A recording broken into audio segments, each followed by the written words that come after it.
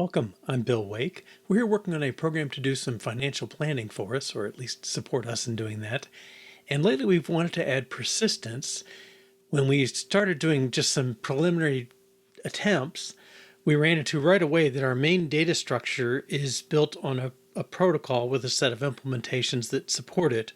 And those classes, we wanted to make them be persistable, but that version of protocol, an array of protocol contents where they're all subclasses or that kind of thing, apparently doesn't fly from what research we did as far as Swift data. So we've been working on replacing that main structure with a different type that's an enum instead of a class, and a class with a bunch of inheritance and protocols.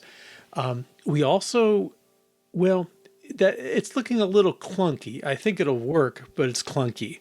And so we'll also attempt, I think today, a version that's built on structs and kind of folding all the classes together and living with a little less, a little less purity in some sense. It's we'll end up with fields that aren't always active and things like that.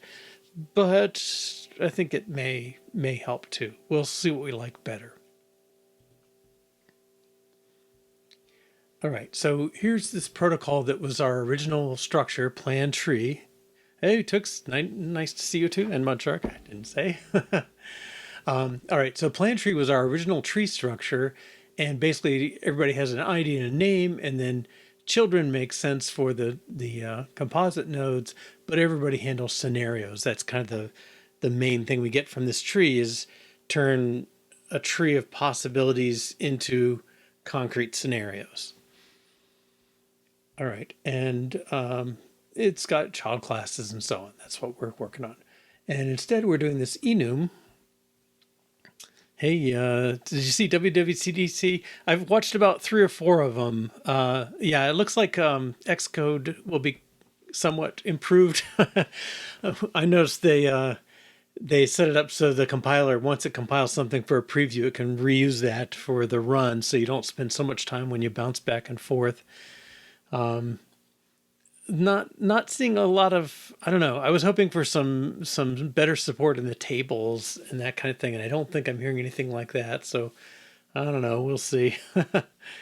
But yeah, I was watching videos just over lunch today, as a matter of fact. All right, so let's see. We've got plan here, and it's got cases for the different possible what would be subclasses in the other approach.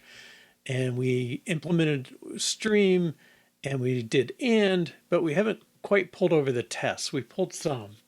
So I changed it to a plan, and it makes a leaf, makes a composite. Those were good, but there's some other tests that we should pull over. We're not ready for the OR tree yet, but make a leaf, make a composite, net of alternatives. Well, that's the OR nodes, right? So we're not doing that. Scenarios for stream. Scenarios. Well, it only involves make leaf, so I think that one's possible. Scenarios for and tree is make leaf and make and tree, so that one should be possible. Whoops. So we'll keep it in caps lock instead of shift. It makes a difference. Okay, I'll try that. Let's pull these tests up as well. And I'm not being particularly critical of the test and deciding if it's a great test and should we keep it and all that good stuff. I'm just pulling it in and see what we can do. Make a leaf takes these other values. Okay.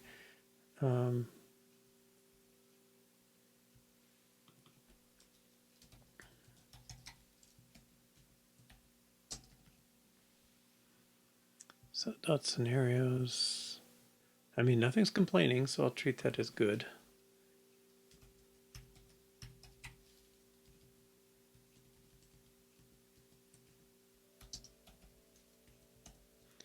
I noticed the Xcode has better integration with this Swift testing stuff, so I get to look forward to that. I don't know when, I think I saw it was on beta, but I don't know when when the real one comes out in the next week or so, I hope.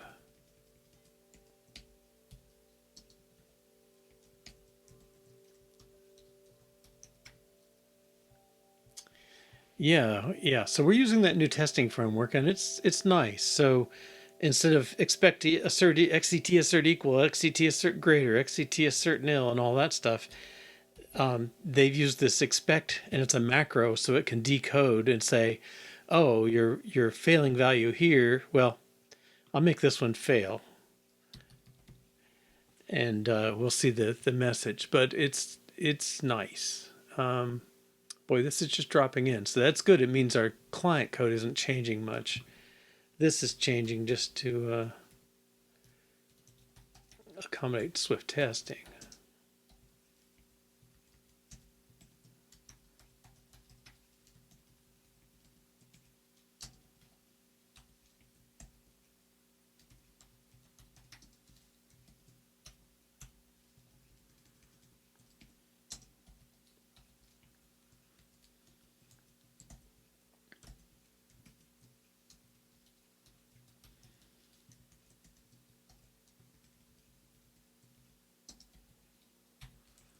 Kind of tedious.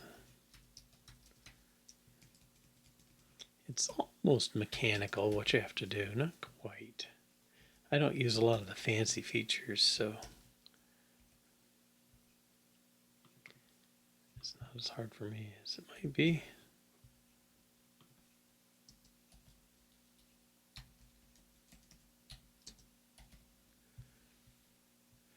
No. Oh, thank you. The macro, well, I mean, Swift has its own version. It's very, it's what I call syntax aware. So, like a C macro, it just takes text and copies it and maybe substitutes a variable or something. But it's not. You can do things that are not syntactical in a macro. But the Swift one actually kind of parses the language into a compile time representation, I guess you'd say, and it uses that when it builds this, so it can say, oh, I see the top level is an equal sign. Create a separate result for each one, and then when I do the assertion, I compare them, and we'll see this test fail in a second here. Let's see, we also don't need the word test in front.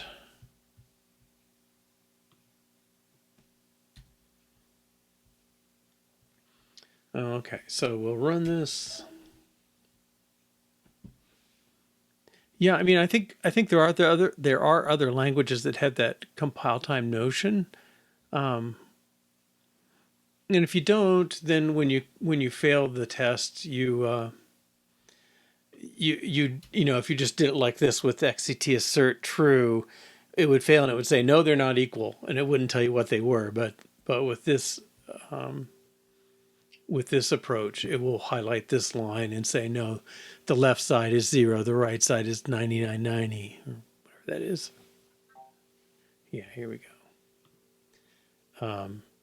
Right, so see, it peeled apart this into a separate sub expression, and same for this, and it also got the text of them, so it's telling you exactly what this piece was and that piece. It's very nice. I really appreciate it. The other thing is they don't have full integration, but they do include them as if they were errors over here as well. They're not in the test runner like they would be, but that's okay. Well, or is that the way it always worked? I don't know. Okay.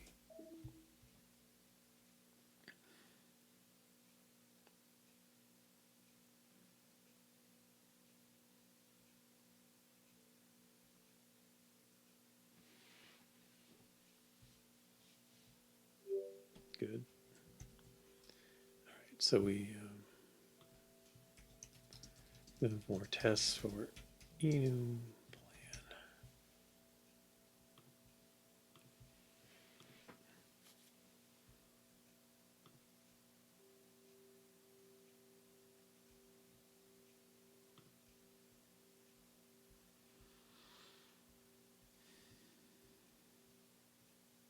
Okay, alternatives we don't do. We did these two. And we got a couple more ones. several or ones. Nested trees get combined name. Okay. Well, that makes that sound like the worst. All right, back here. So I think we just have to do this one next. Case or UID string array of plans.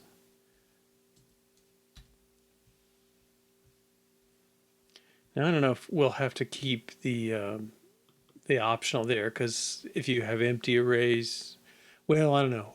We might want it that way in the long run. Now this is the part I hate.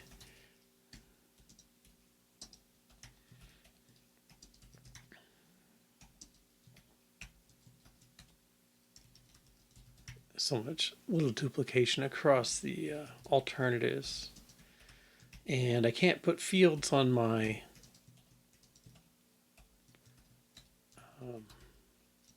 enum, because everybody's going to have an ID, and we could make everybody have a string, but I can't just put a little field up there. I could swear I saw somebody doing that somewhere. Maybe I'm mixing up a language. All right, but instead we have to be exhaustive. Now I think I can say or. Does that work?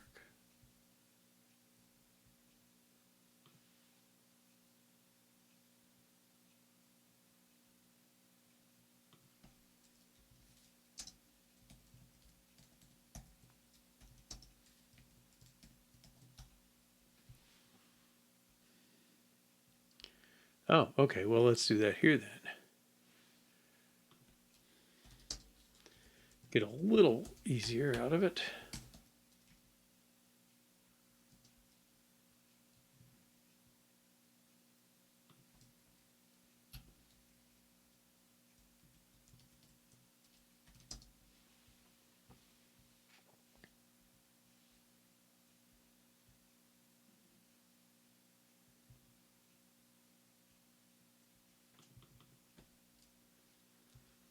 Well, same thing.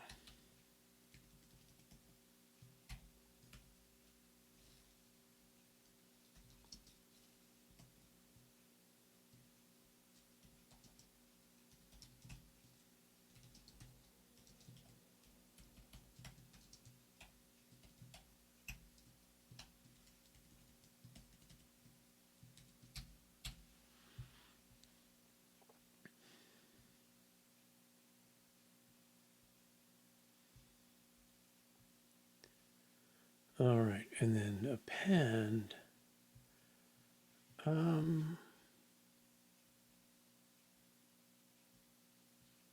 So let's go look at the append function. But I think it's in the parent class here. Yeah. So these two are the same. Append. Oh.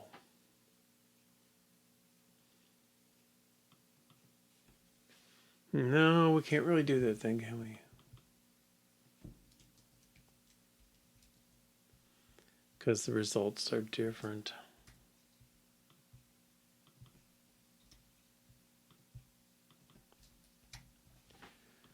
Okay. And then scenarios. That's the one that's unique across. Oh, name? Oh, his name is different. Okay.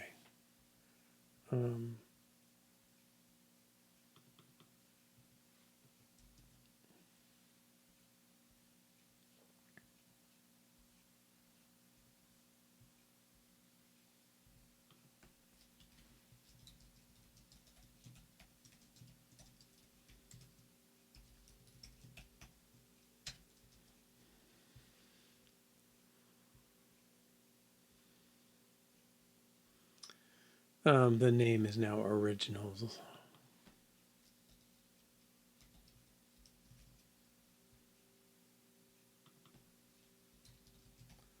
Don't know why I didn't have the same name across there. Okay, but we've got name in PlanTree.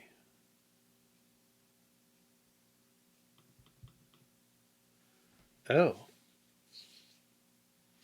says name with an index.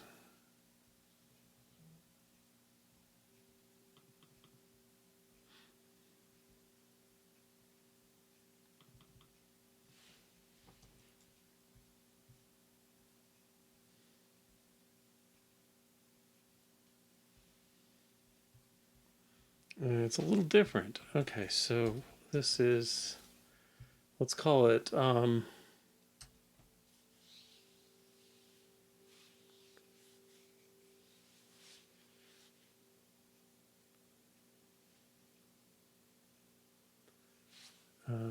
some sort of name.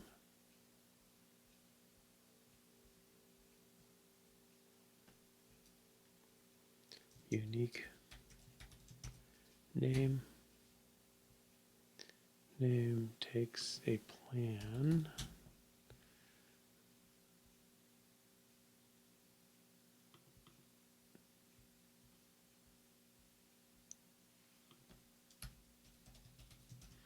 This is the fact that as we generate all those scenarios, each one should get its own name. Okay. And I think that covers everything there. Yeah. All right, so let's fix these tests. ChatGPT is the default AI. Yeah, I don't know what the point is exactly.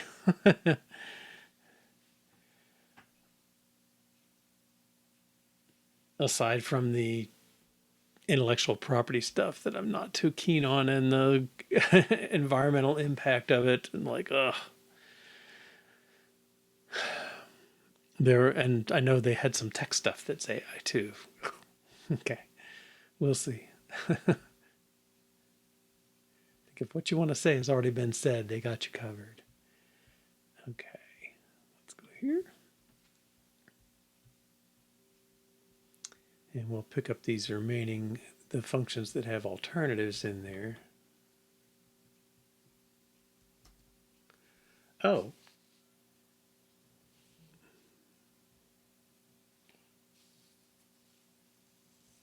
I don't think this is used anymore.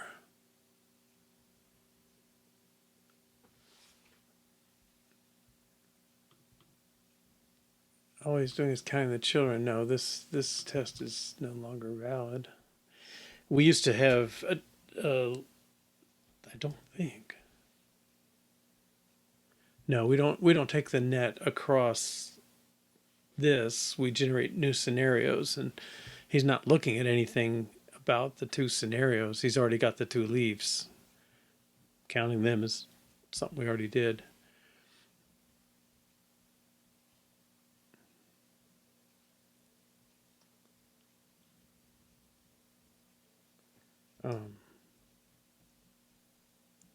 Well, I guess I could change the name of the test.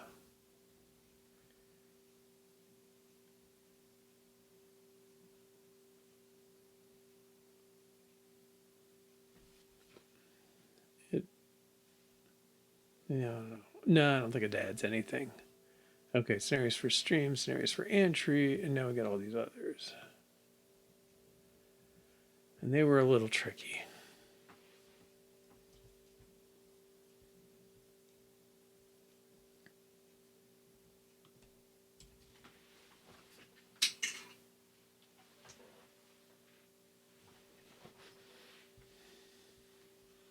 Okay, we need to make or function.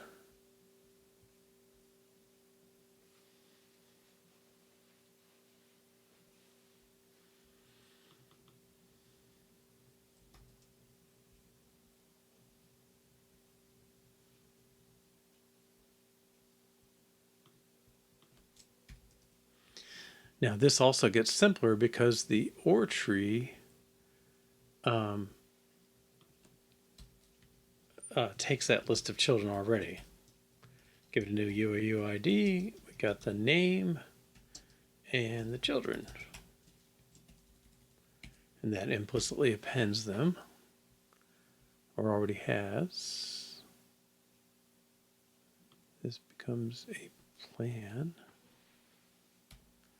And this becomes a plan. Okay.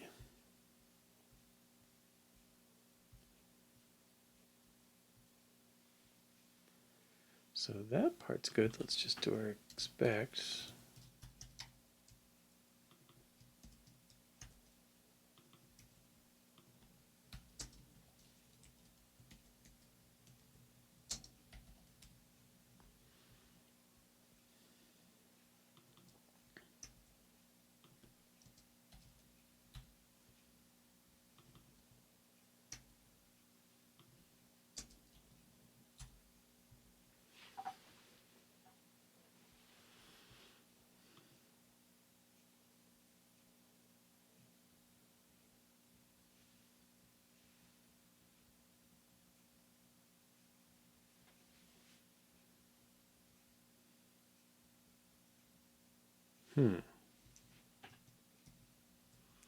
That was assert equal. Why is that ambiguous?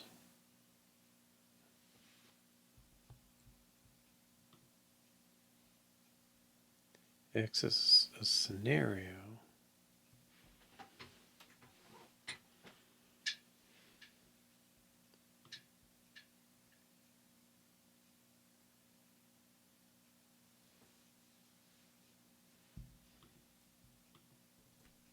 X.net is money. Okay.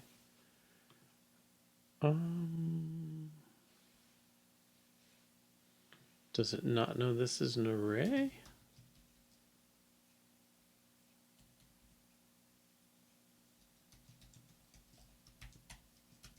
Can I do that?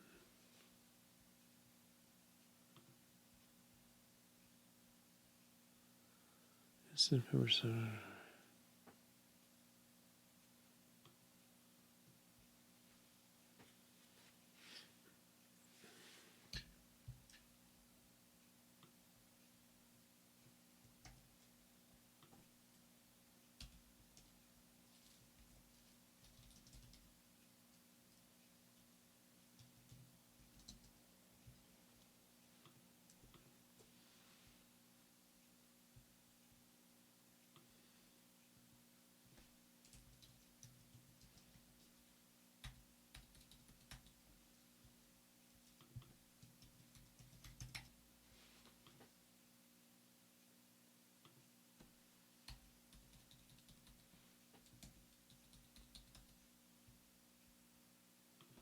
I don't know if it's the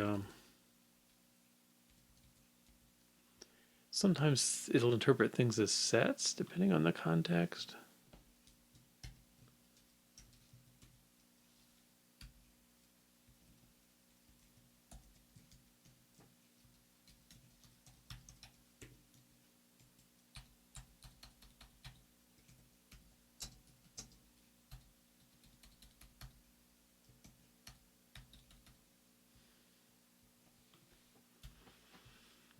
Yeah, maybe that's all it is.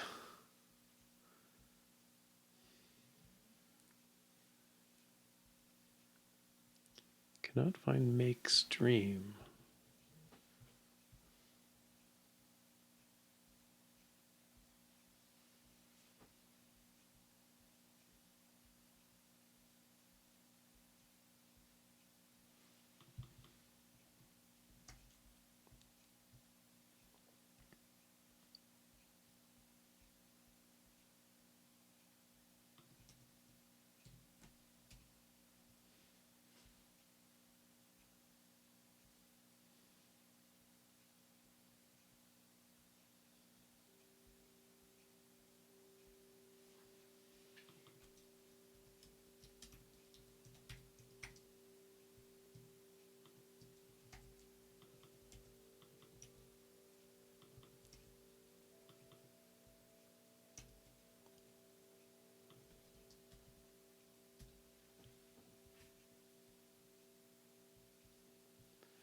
I better mark these tests while I'm thinking about it.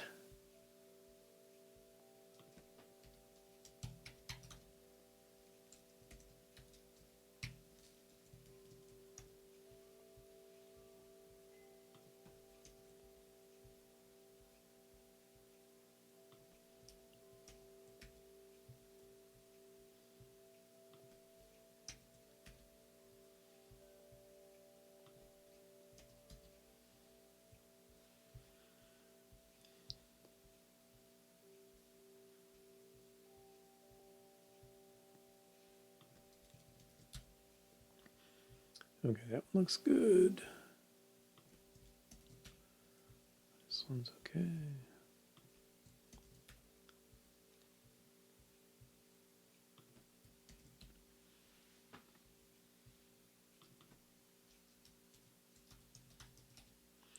I'm really happy the body's not changing. We don't want that to change too much if we can help it.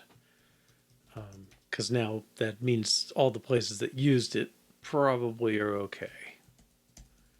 At least most of them will be.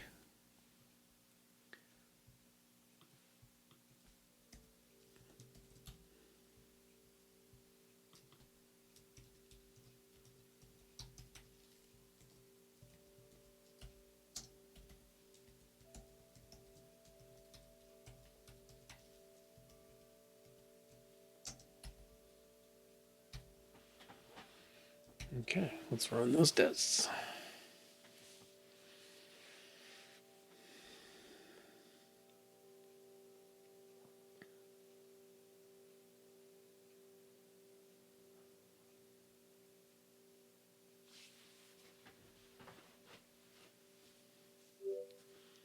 And I'm just going to break one to make sure we're running the new tests.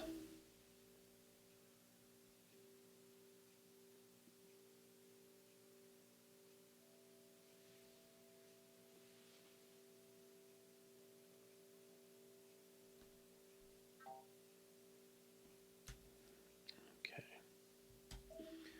All right, so we've got PlanTree, and I don't know, it's definitely not as pretty as you might like. I guess what I don't like is it sort of reslices the class thing, right? It pulls a bit of each of the original subclasses into each method, and each method cares exactly which subclass it was. I don't know. That's kind of in that enum style, but yeah.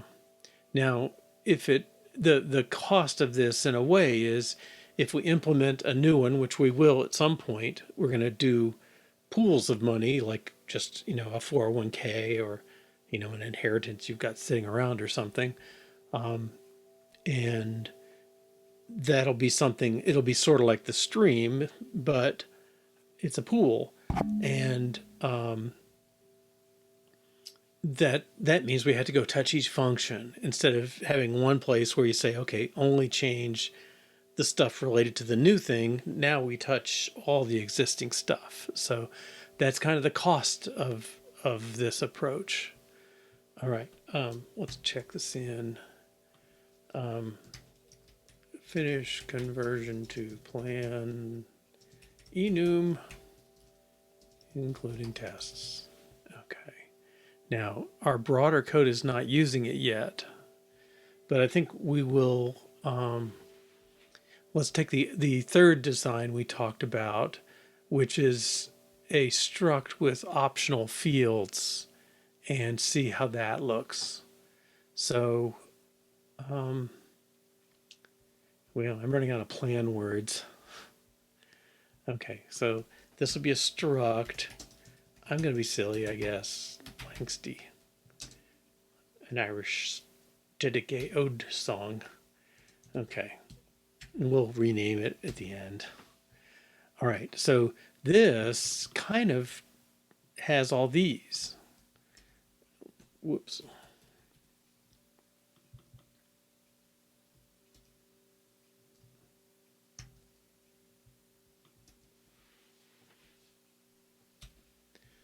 Okay, so it's going to have an ID. All right, and it's going to have different initializers. Okay, so we need one that looks like the stream one, and it's going to take a stream.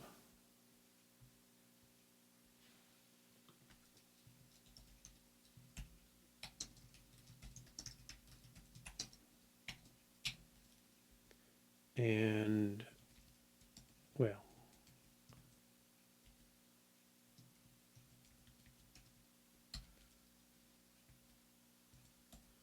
this just equals UUID. All right, this string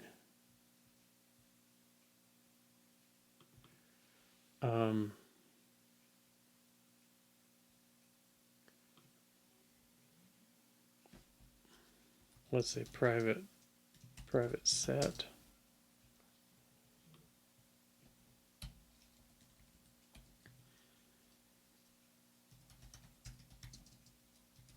Okay, we'll take the name from the stream like we did before. And we also need a field for the stream.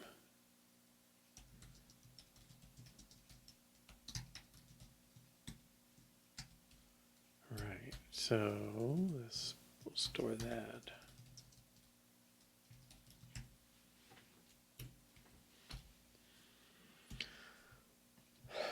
All right, now this.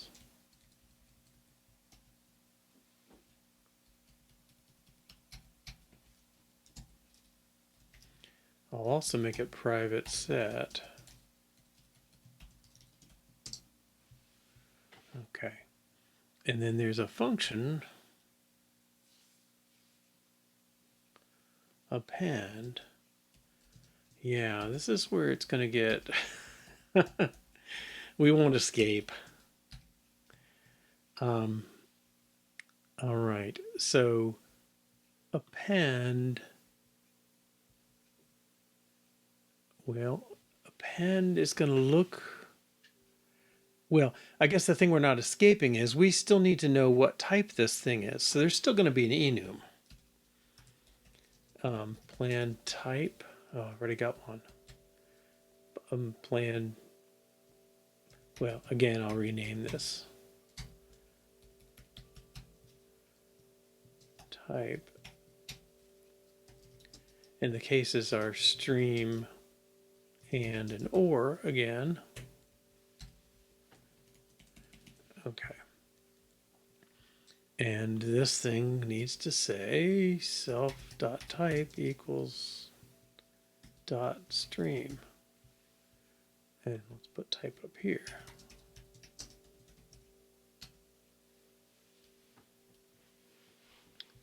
Okay. So we'll key off that to do things. All right, append.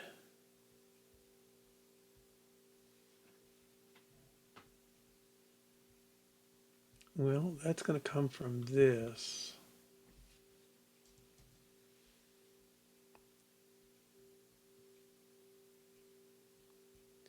Okay, and he's going to be a mutating func.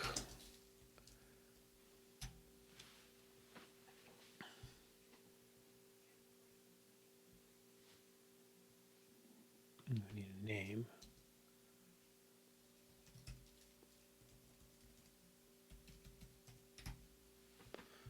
Okay, so if he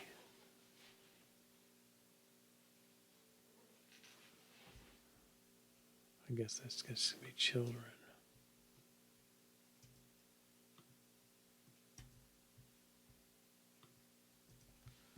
Okay, how do you append? Children equals array.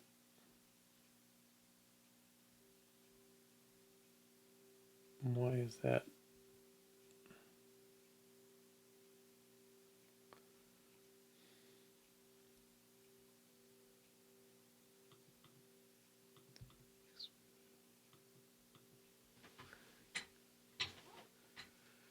Type PlanTree. Oh.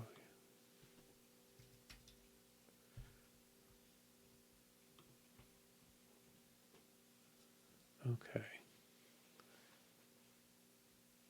And then scenarios. Well, the stream. This is the one that has to have the case still.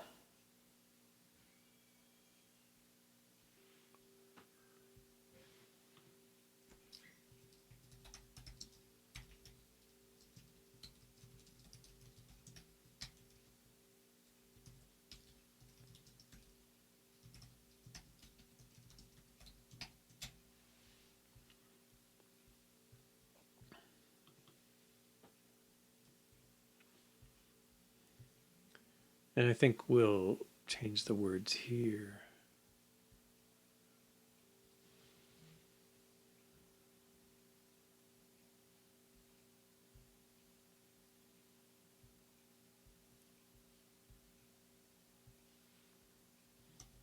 Original is going to be, let's call that scenarios better. Whoops.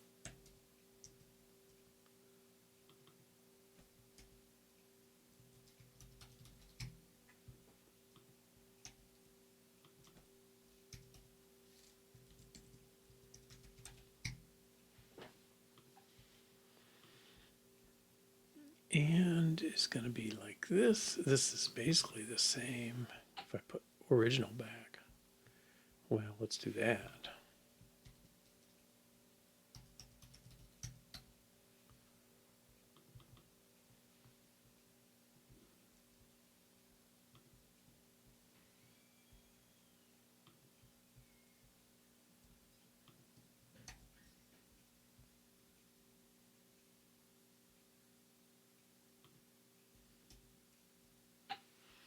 Value optional type, yeah.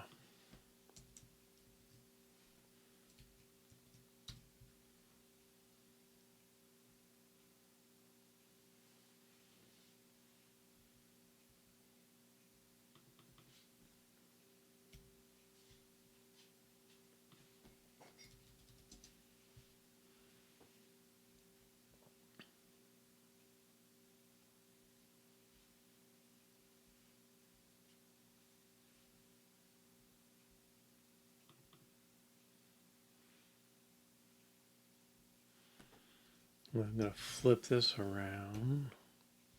Well, no, this is okay locally. Children equals children, and do this stuff. This is this.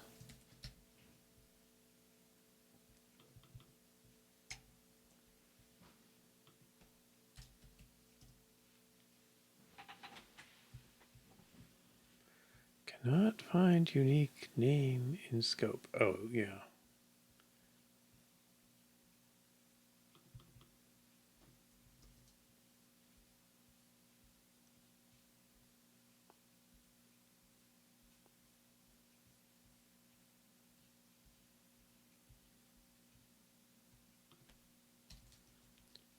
I'll make this private.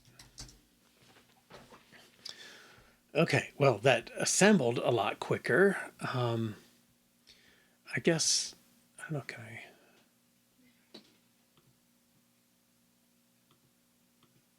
Split this. Okay, so on the left, we have the enum version. On the right, we have Planxty, the struct. Okay, so I think it looks a little more compact, right? So the big difference, well, this is a computation and it had to store, it stores it implicitly on the case. Here it's just a simple thing. There's nothing to get to. We had to introduce the type, which kind of corresponds to this without these extra arguments. We have a name. Well, I got to do constructors yet, don't I? All right, let's get those. Most of the functions are the same. This append lets you append to a stream, which is not correct. So I think we're going to have to say guard type not equal dot stream else return. Okay, so to get the equivalent semantics, we didn't let you add to stream types before. Now we're saying you still can't. Okay, that's okay. But this scenarios one is kind of the worst. I probably could extract this to the and scenarios and extract this to the or scenarios. Well, got something else going on. Yeah. Okay.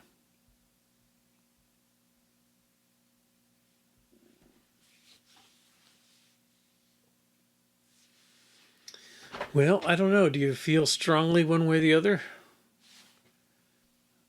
Oh, we still got a red line.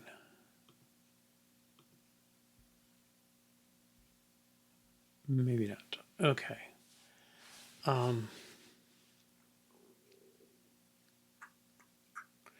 don't know what it takes to use.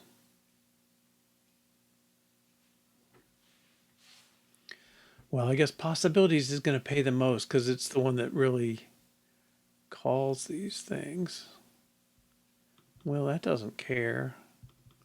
Let's add those constructors and give it a go. Okay, I guess, yeah.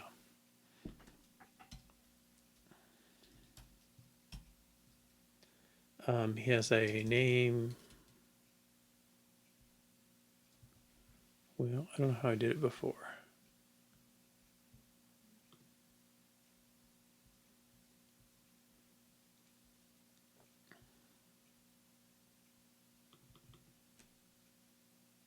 Oh, that's the one I'm working on. Okay, I'll get there. Before you would say entry with the parent.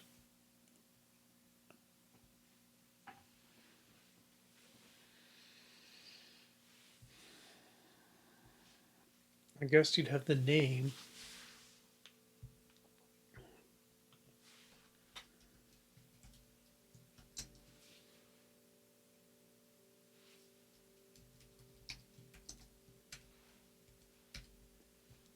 Now, I guess also you're going to have to know that type you want. The children start out empty. Right.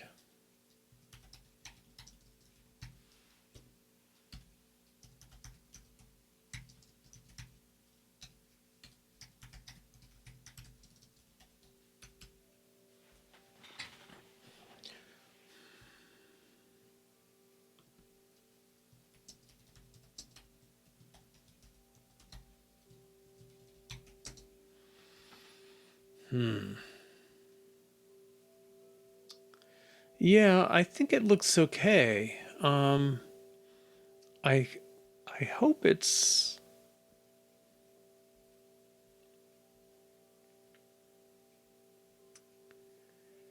I hope the database has no problem with it. But I guess possibilities right now is going to contain Planxty if we take this one. Boy, he doesn't care at all, does he? What does scenario think? Well, I guess it's the UI is going to be the thing calling the creation for these things. He has that, so that would have to change.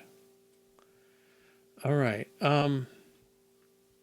Yeah, there's not the only different. Well, there is now because I'm saying we're going to have to pass in the type. So instead of entry the constructor, you'll call Planxty with type of .and or .or. In usage, nobody ever asks that question back again. Is that true? I bet it's not true. I bet somebody has to know. We have different icons somewhere, right? So somebody knows. Oh, there was a. I think there's a view. Plan list view. No. Plan tree view probably.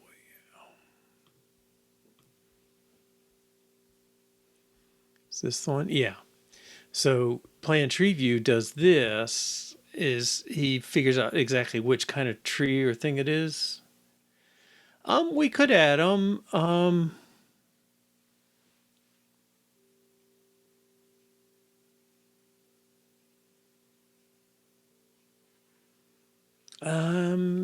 Gosh, there's only a handful of places that will use them though. I guess there's create group view, right? Is going to create an and tree. somewhere there's, yeah, there's that.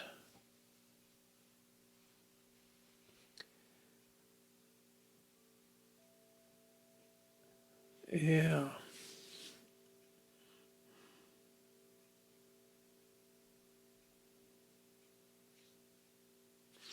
Yeah, we can do that.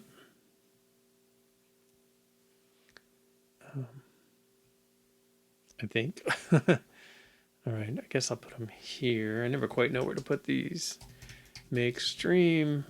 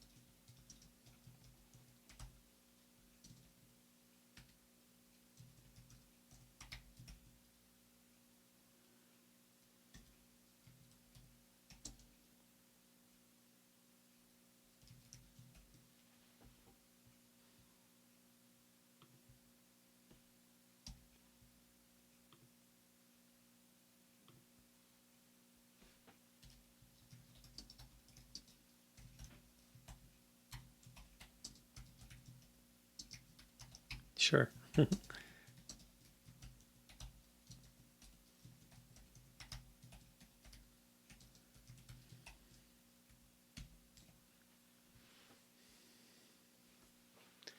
Yeah, but at some point you're going to have to look at it though. So we can't just hide the type because this PlanTree view needs to know what are you, so it can know whether to do the and or the or. So it's a slight improvement. All right. So we haven't updated the tests for the struct version. I don't want to keep losing that.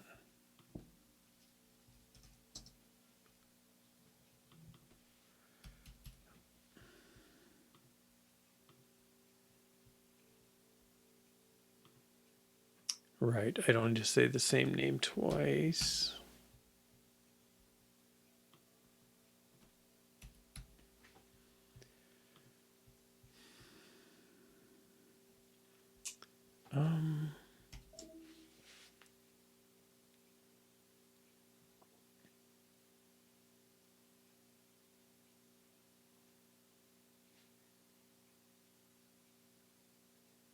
All right, so I'm gonna run the tests. I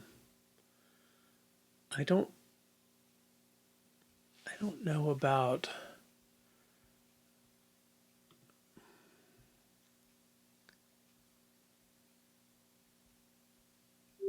Should I redo these tests? I guess I can, right? I mean, they're not that. Okay, let's do that. So I'm gonna take. Well, I'm gonna take this.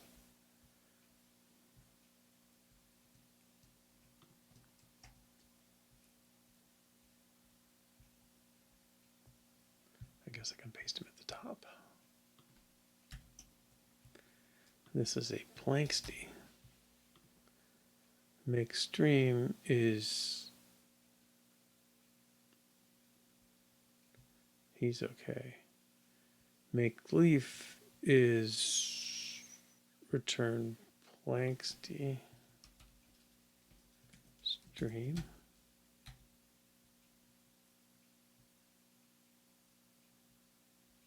Make hand is Planxty dot.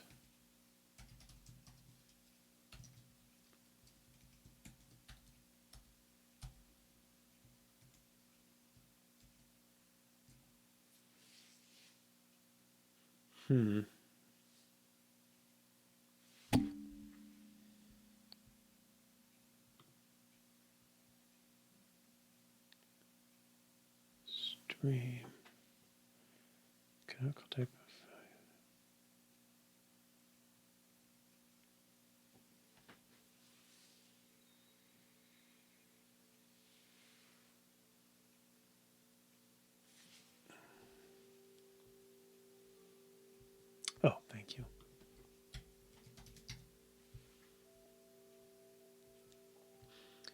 All right. I guess we're going to have to add the children separately now.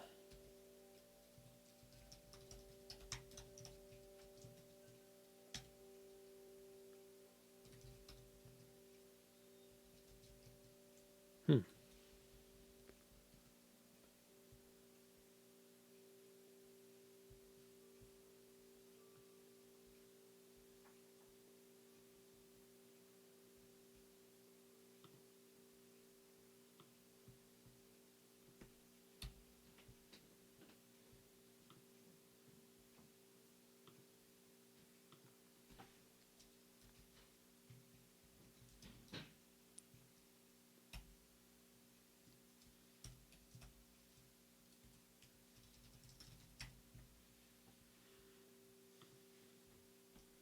These had to be Planxty's.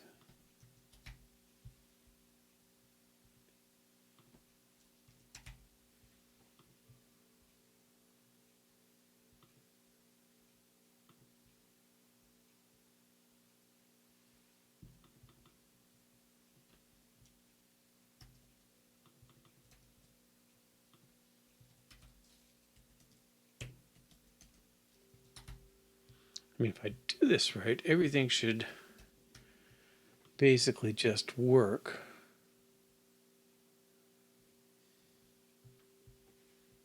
All right, and let's break one just to make sure we're running this set.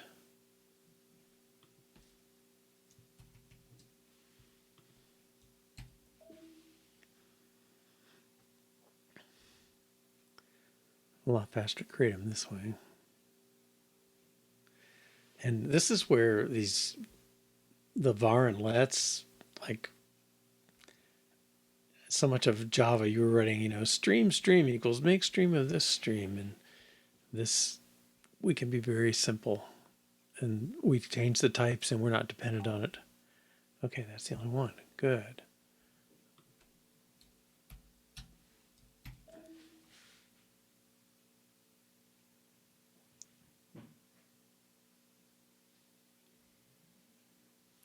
Okay, so we'll check this in, and then we're going to modify everybody to use a Planxty.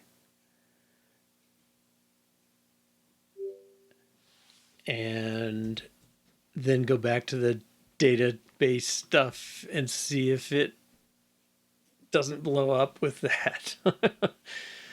Okay. Commit.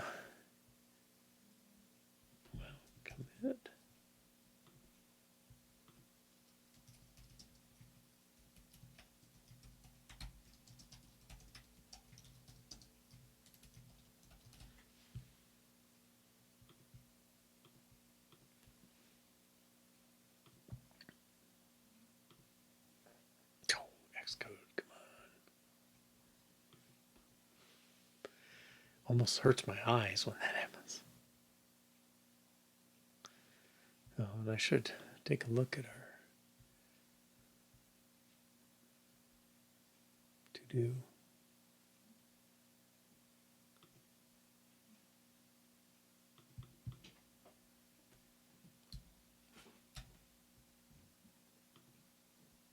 I guess it took, okay.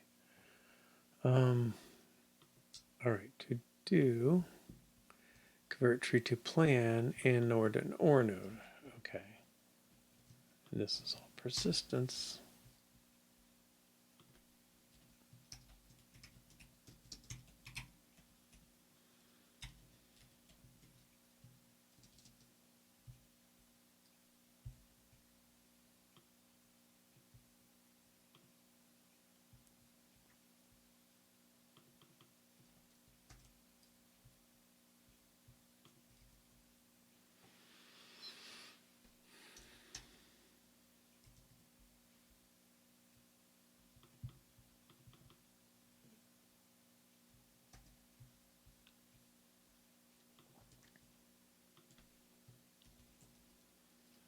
Okay, but then the other thing we did was convert plan tree to Planxty struct.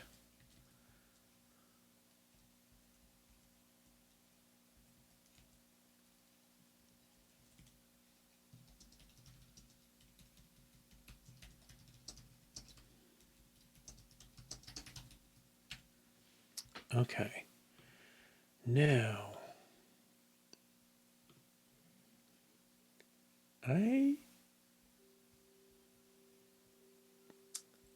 just don't know what's gonna get affected when I start doing this. um, okay.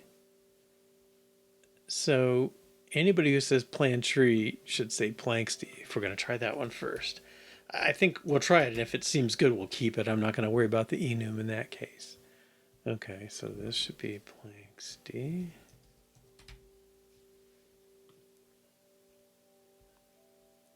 All right, and then make and tree. This needs to be Planxty.make and. Okay. Now, what's your problem? Plan stream.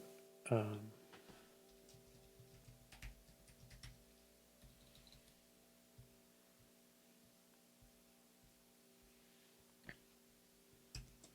right, we'll see who starts breaking. If it's all UI, that's pretty good news. I don't know if the chart stuff may. Okay, yeah, we're up to the UI already. Okay, so PlanTree plan. Oh, PlanTree view is not prepared to deal with that type. Okay. PlanTree view is going to take Planxty. Plan. So let's try switch plan.type case stream, do something, case dot and case dot or.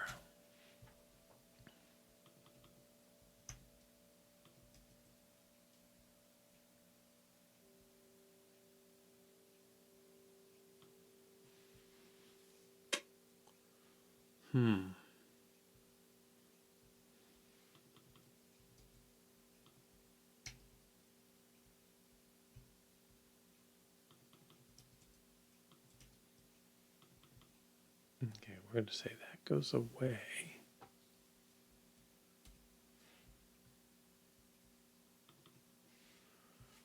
Okay, now these.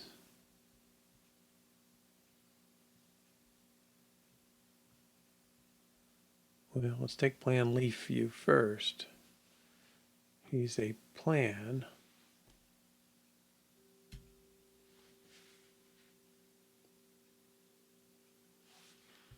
And I think this is stream to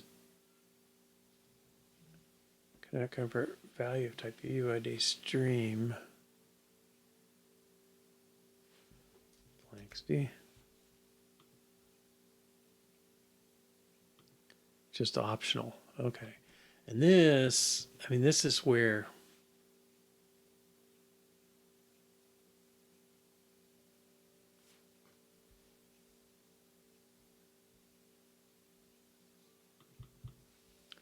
we don't even need.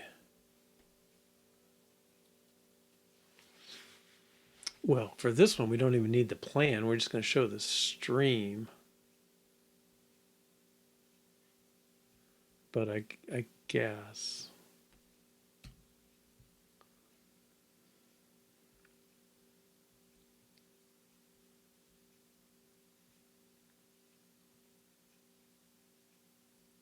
We'll come back to that one maybe. All right, now this plan composite. Well, that's not a concept anymore. We'll do the entry first.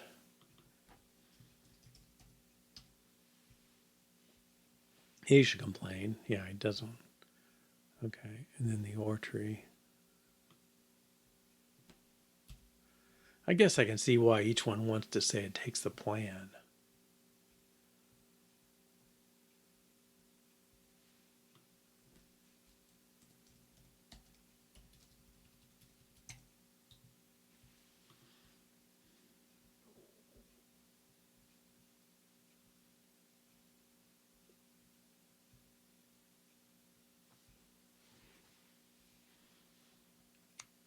Okay. It's going to take Planxty.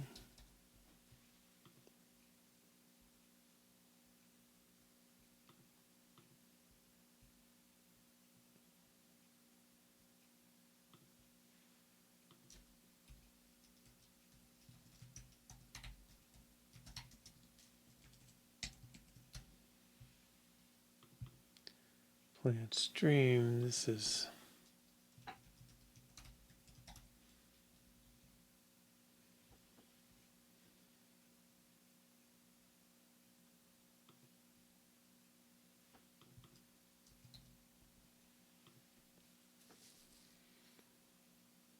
okay.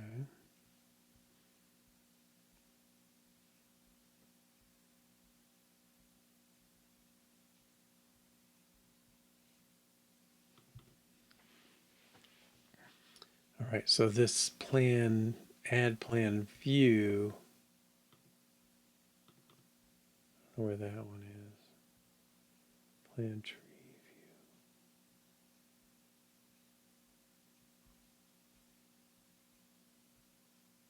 Can I convert value of Planxty to plan composite?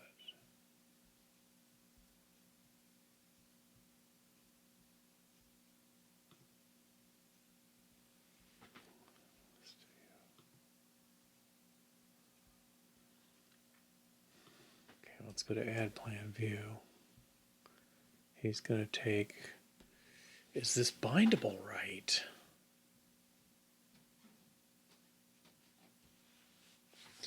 Now this is where it's going to get tricky.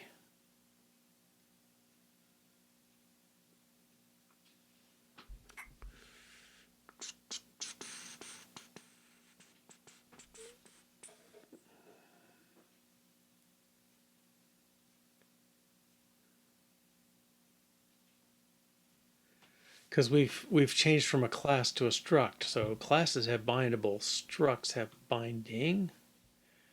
But then we have to, plan has to be, I think it's got to be bindings all the way down. All right, well, let's get this going. Binding of Planxty. Okay. Create stream view.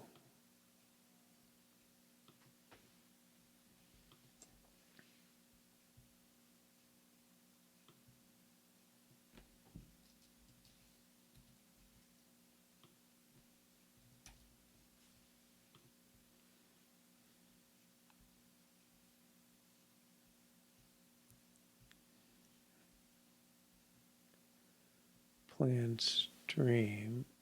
Okay, this is body.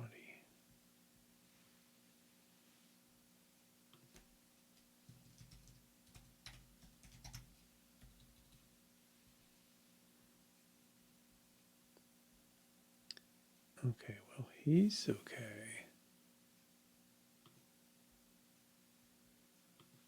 Plan view.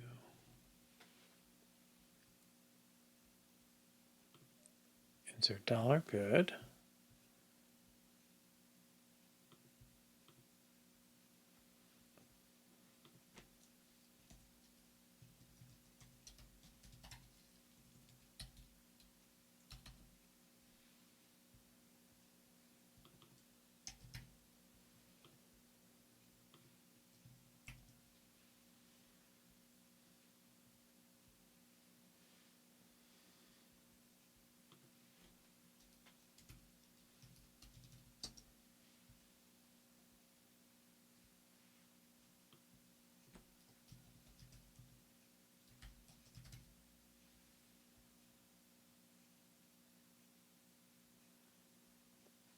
Okay. Create group view. Okay, so he's going to be plan.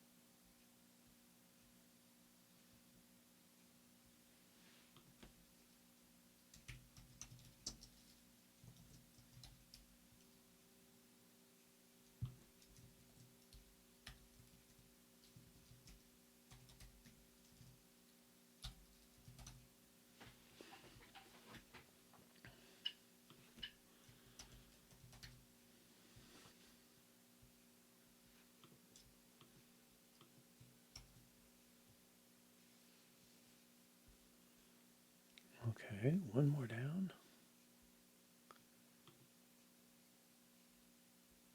Add plan view. Right. Cannot convert value of money to Planxty.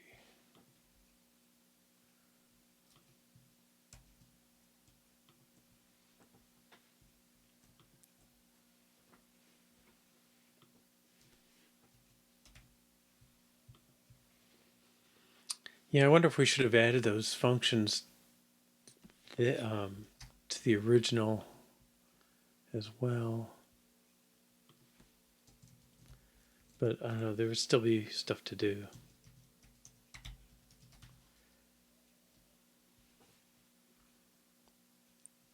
Okay.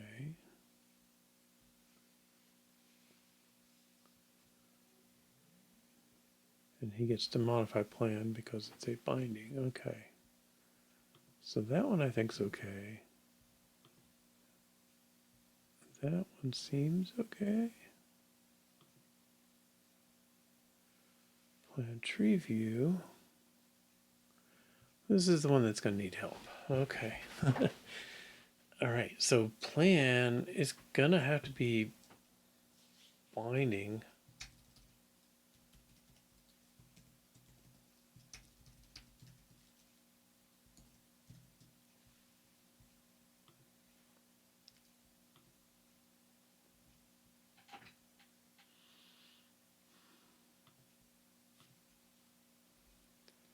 Why are you?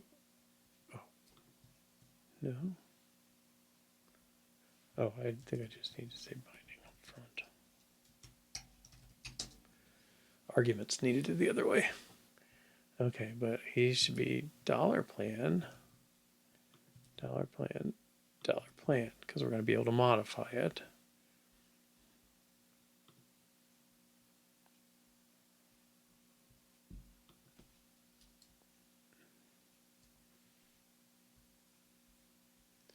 Well, let's just pass stream on this one and save ourselves the grief.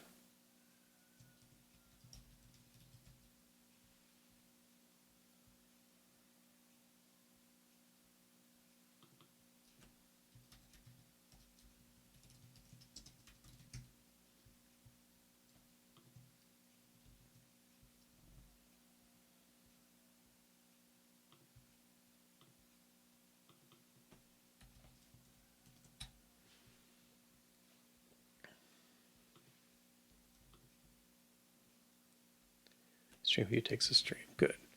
Okay. But these guys.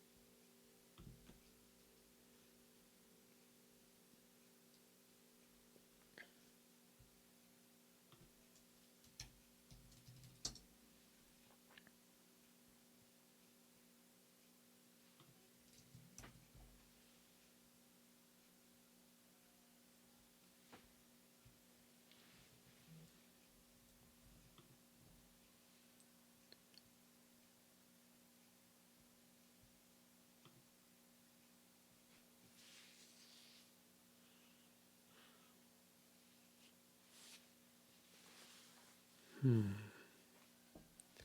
Now the stream view, does he change anything? Well, not now. Okay.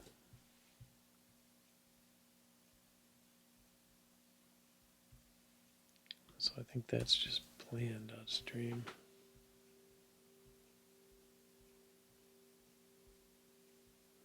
Okay. Plan create scenarios view.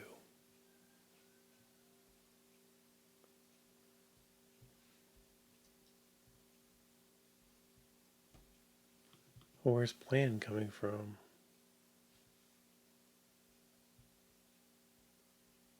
Oh.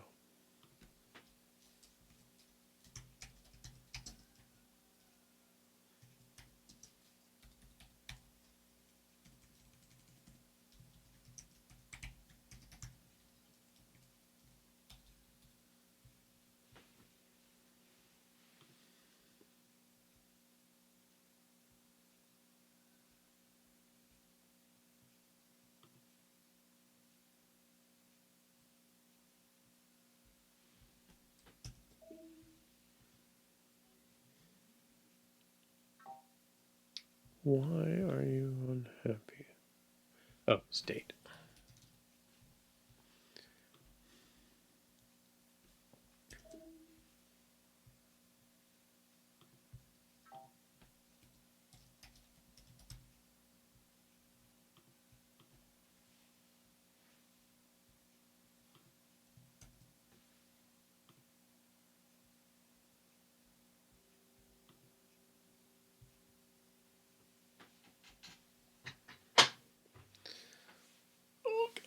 Plan is possibilities.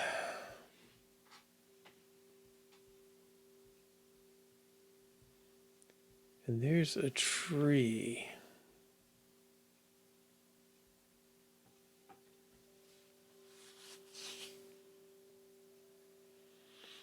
And what is his type?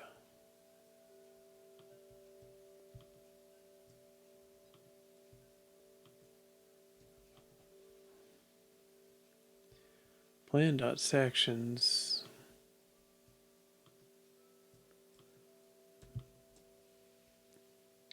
is Planxty.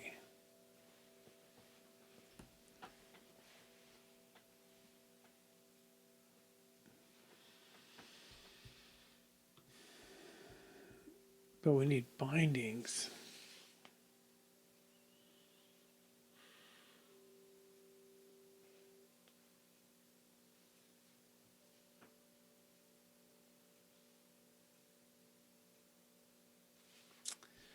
I'm not.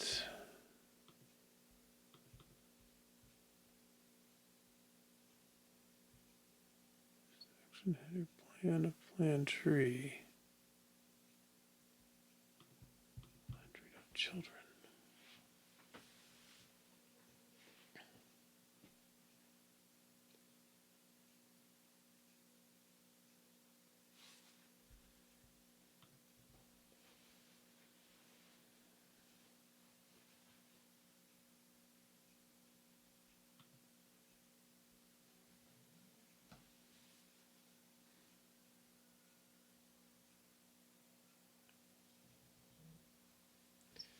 Well, I'm not sure how we get to the binding. I don't think I can just say dollar here.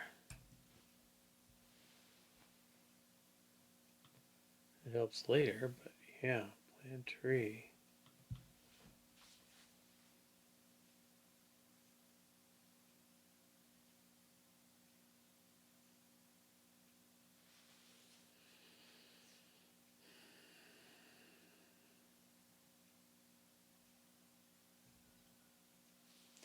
I don't really know how that gets done. So possibilities holds these sections, and we want to modify them when we change those Planxties because they can be modified. Now this guy's okay. He's observable.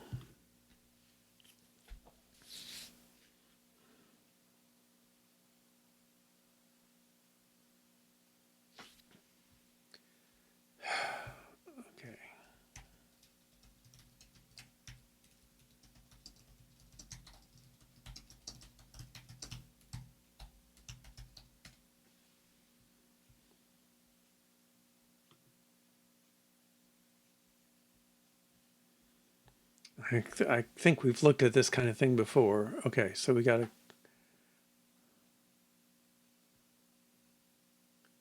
for each grouped up people.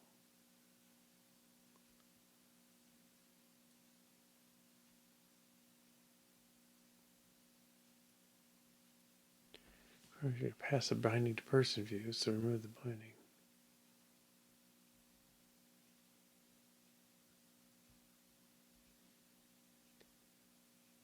And published.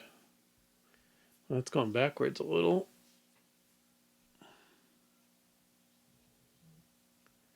Group of people, var published. Person's a struct. Okay, that's kind of what we have, yeah. State object knows how to do it.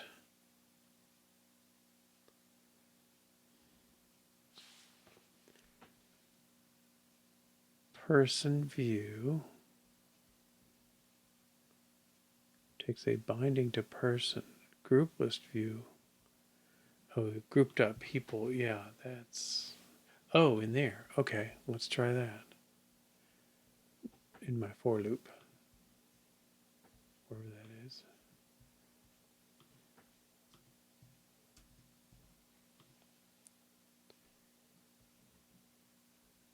I missed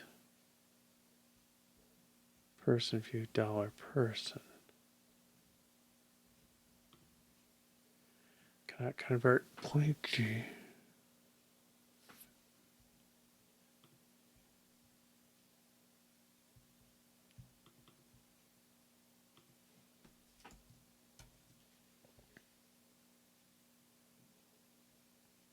New errors. Okay, inferred Planxty is not a property wrapper.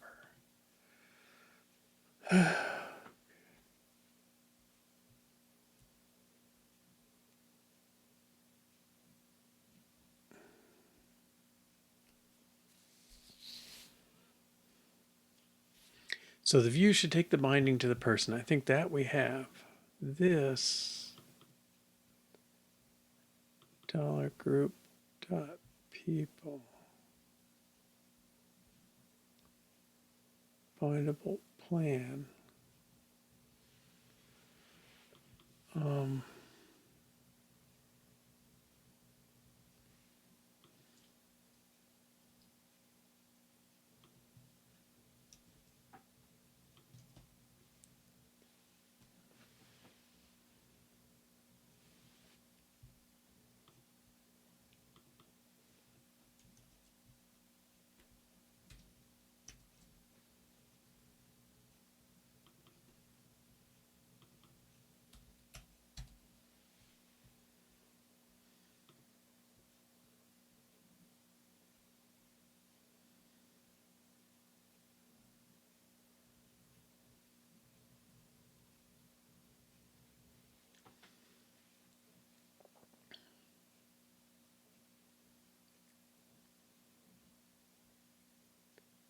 No, I don't think this is doing it for us.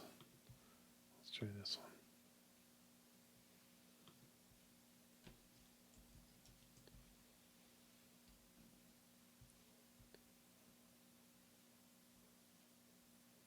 Actually, I just missed one. Using a struct inside an observable.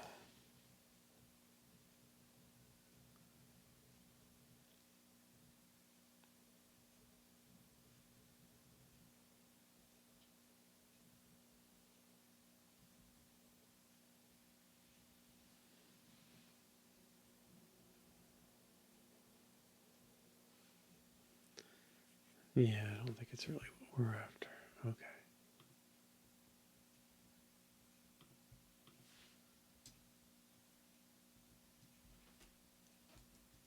Maybe I should say Swift UI.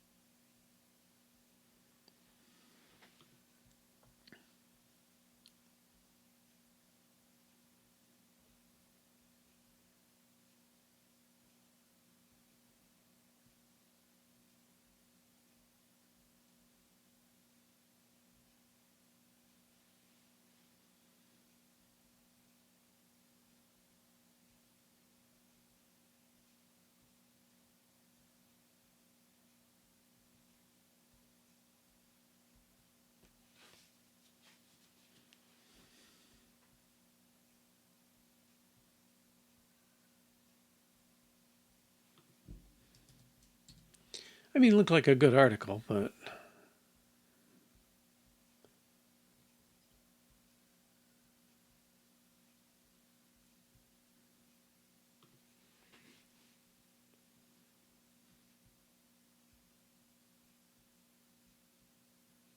he's got all classes.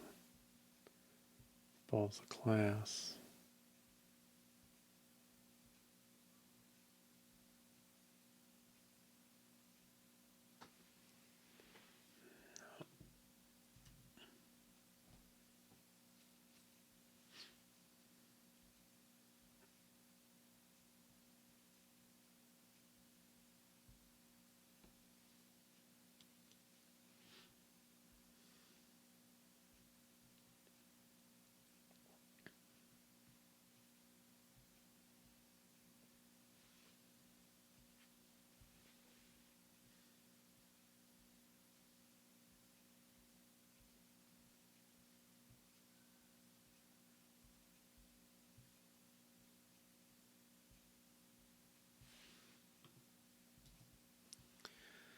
Hmm.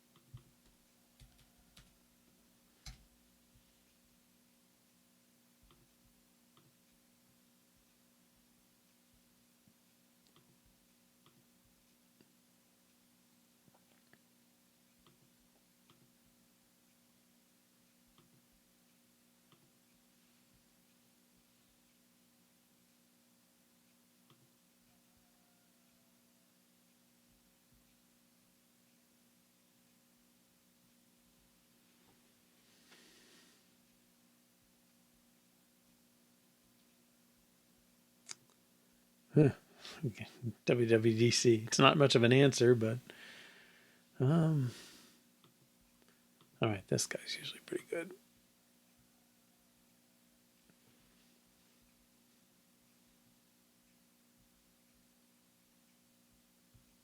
Except he's using observed object. Okay.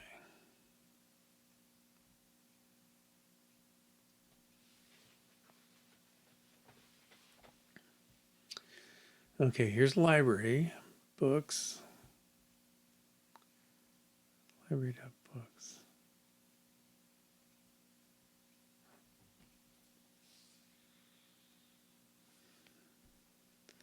So book is available or not? Okay, so those are modifiable. Oh, they're observables.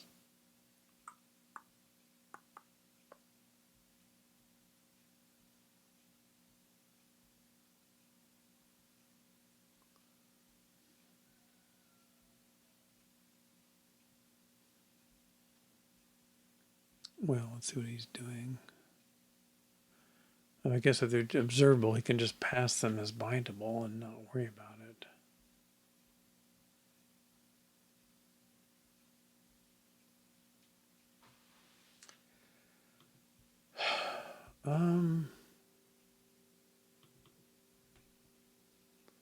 With struct.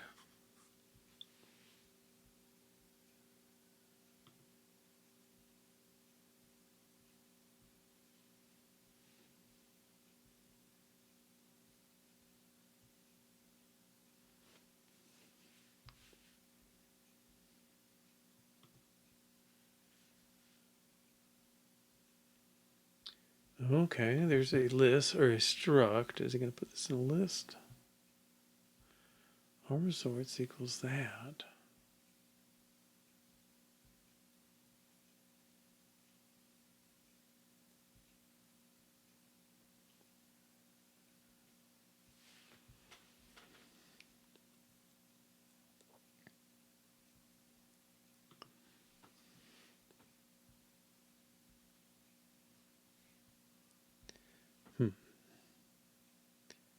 Observable objects.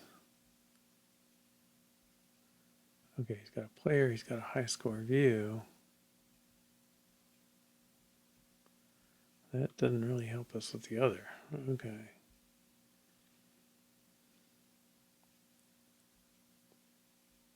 Okay, resort is a struct. He's reading it from the file. Resorts is an array of struct. Okay. And he shows it. All right.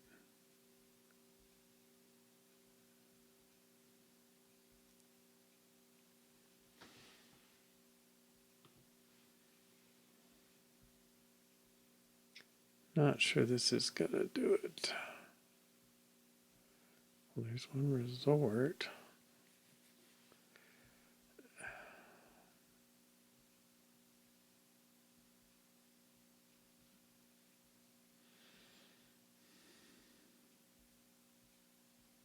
If it's just he's just listing it, so knew the path to access the items in the plan array.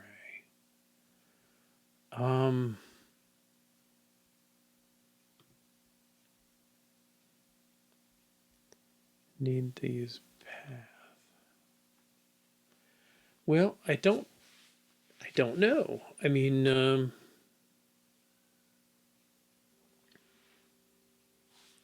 I think this is the core thing. Can't convert Planxty to expected type binding because I'm saying this should be, in effect, I'm saying it should be an array of bindings.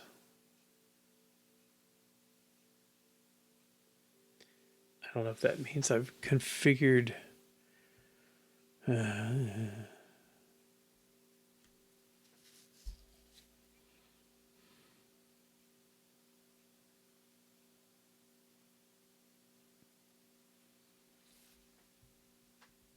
Inferred is not a property.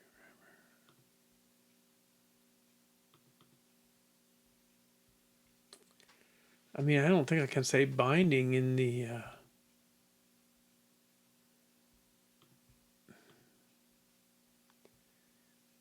possibilities, right? I mean, this is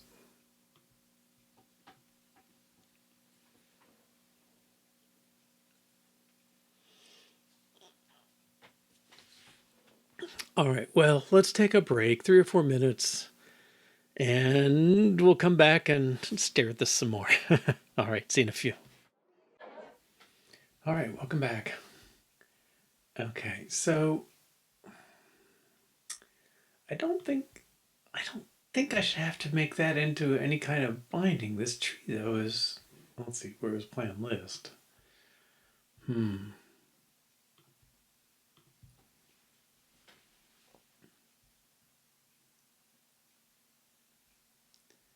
Bindable plan. Is it this?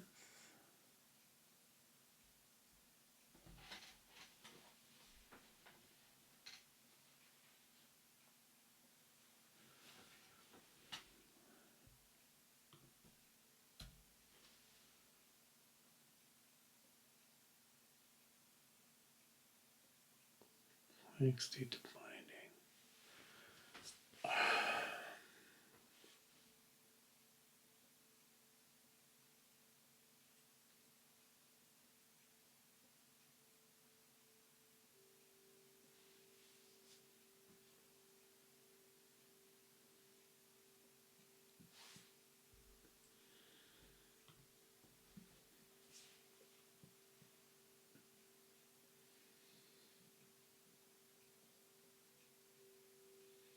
Inferred projection is not a property wrapper.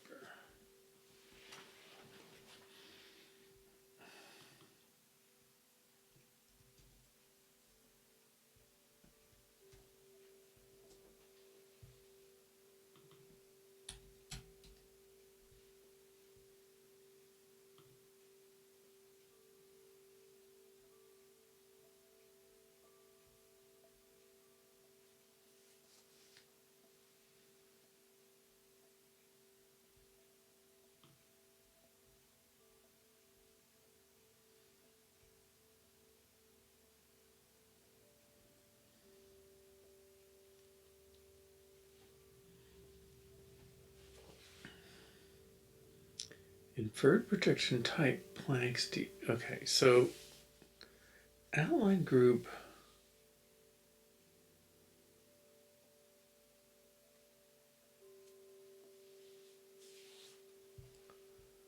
I don't think this is going to do it right.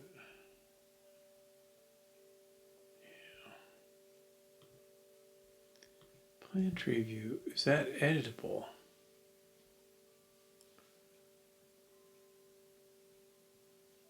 He's just taking a binding.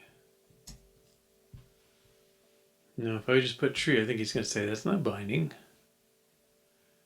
Yeah.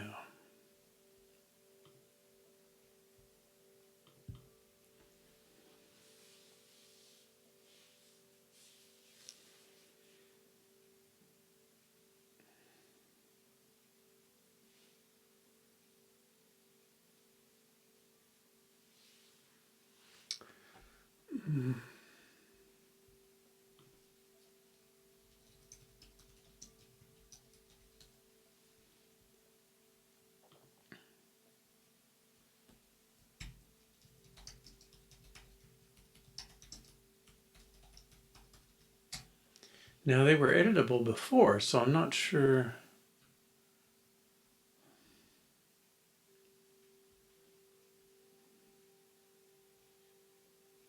Okay, now this looks like read only, right? I mean, he's getting children. Data, children.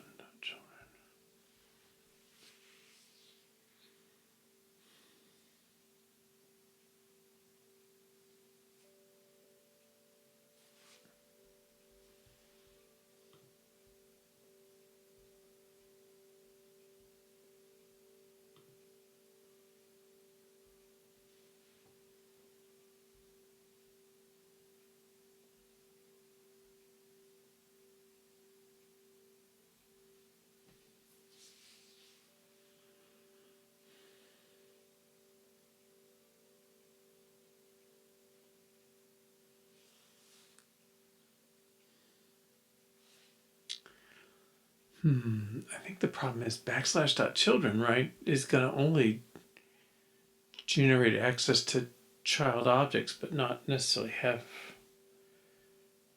them modifiable.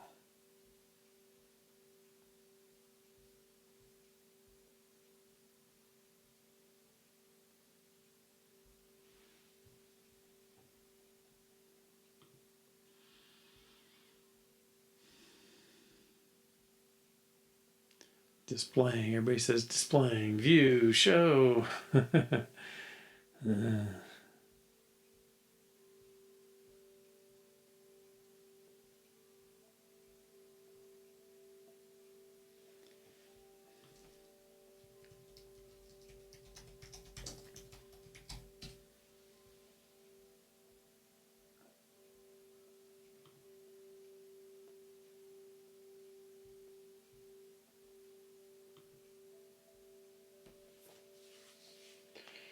Yeah, how do we get one of these?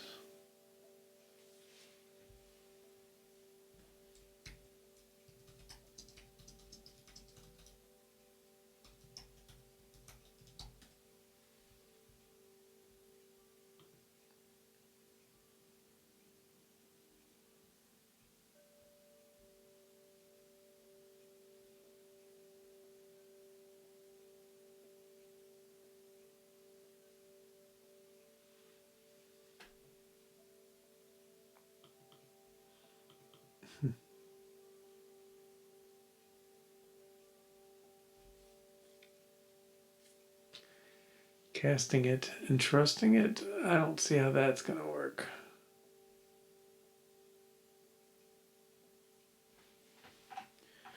Conformal value types to a protocol. Well, we know that's not going to work.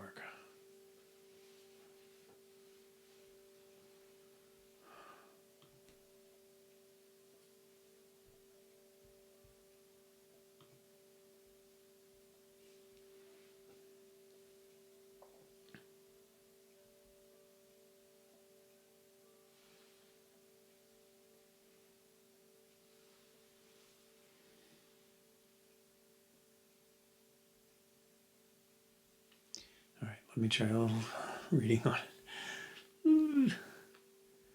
Person and book have something unique, right?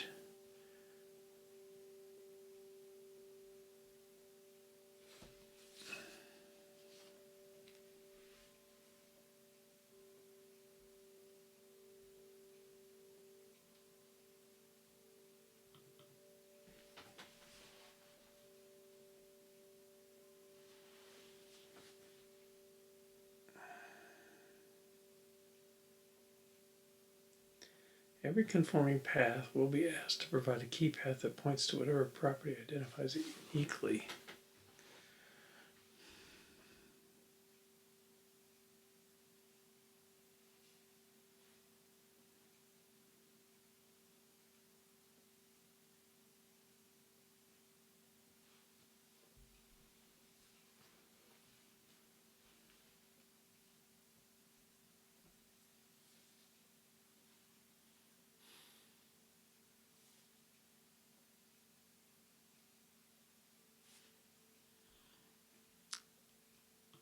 Well, can I just make a writable key path?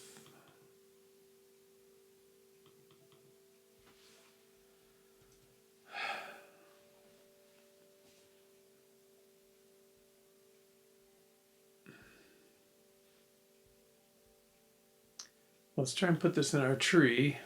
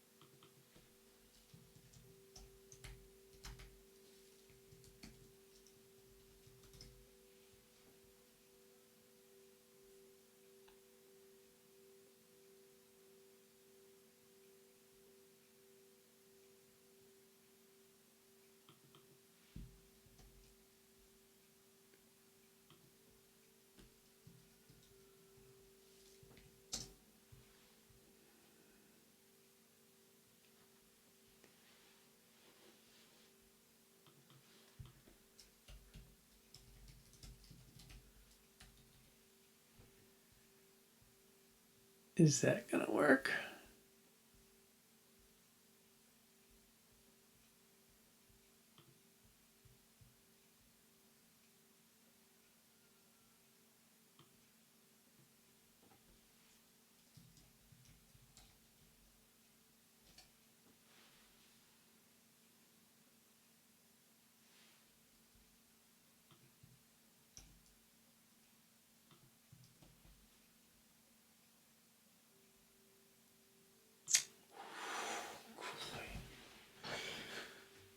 Oh gosh.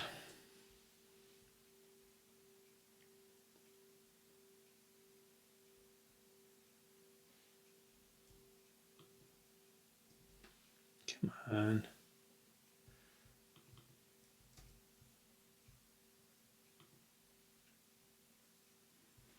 Data ID parent leaf subgroup.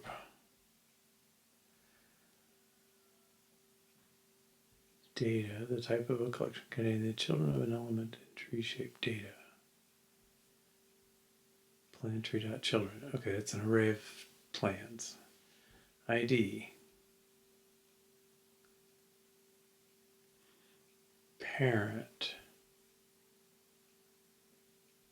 Wait, plan ID.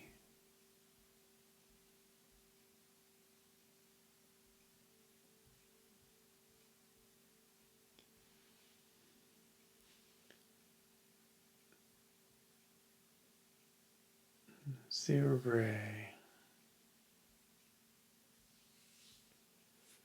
Children and content and something. Children. ID. Children.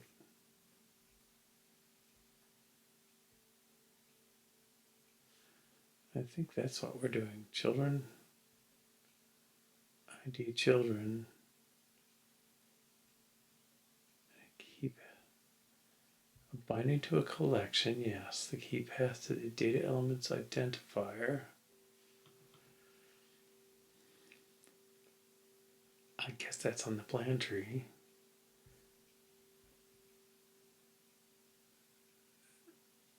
The children. Isn't that 5 arguments though? Oh, I guess maybe not.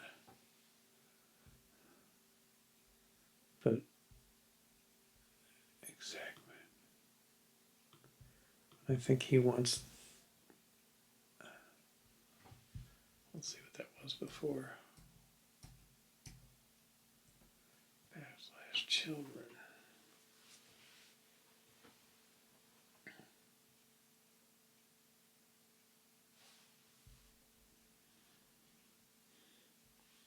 It's so darn abstract. I can't quite get there.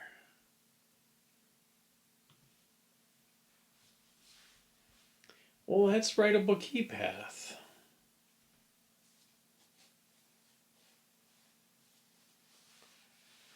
Children to a collection of root data elements, the key path to the data element identifier. And a key path to its children. Data conforms to random access. ID conforms to hashable. That's all good. Parent conforms to view. Parent is leaf. Subgroup is disclosure. Data is a binding.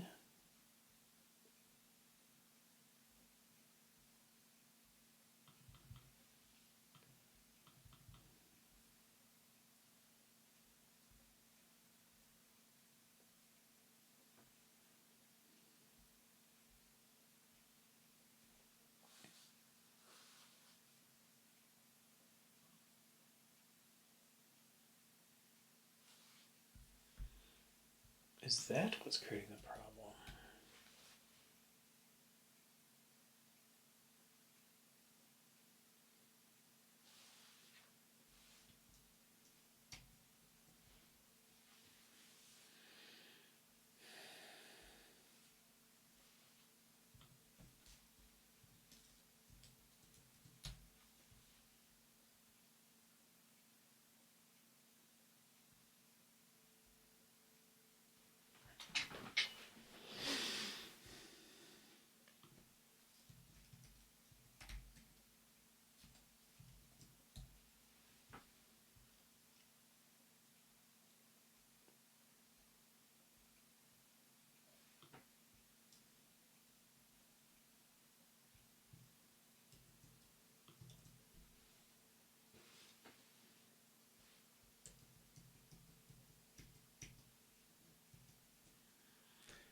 Well,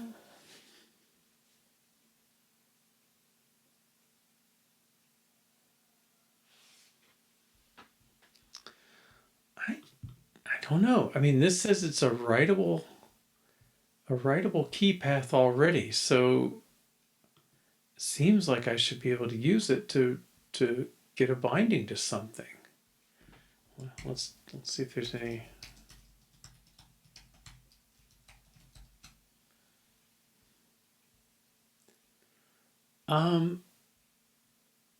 Yeah, I don't know the specifics.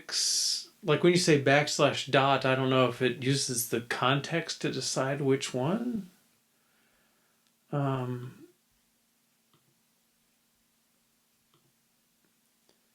the value of a dictionary. No.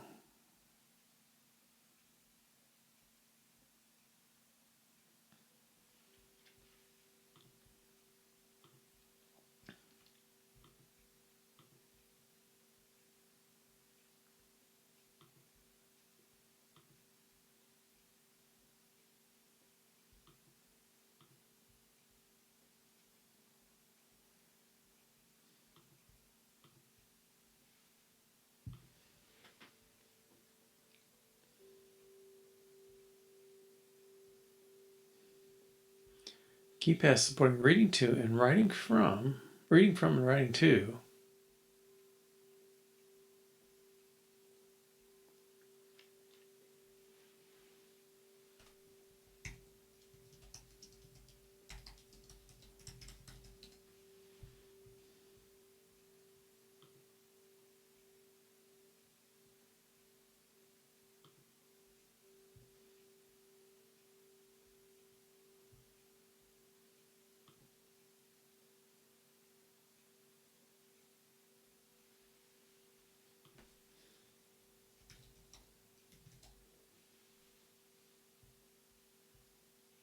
Hmm.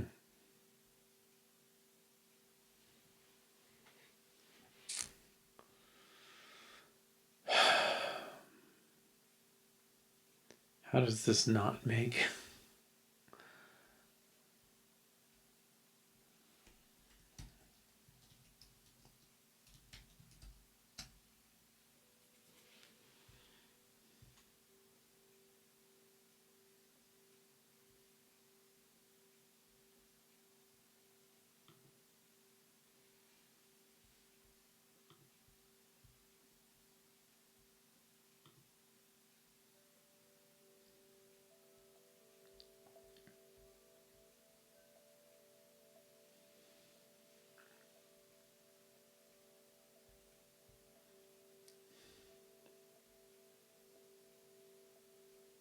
Key paths don't work with static properties.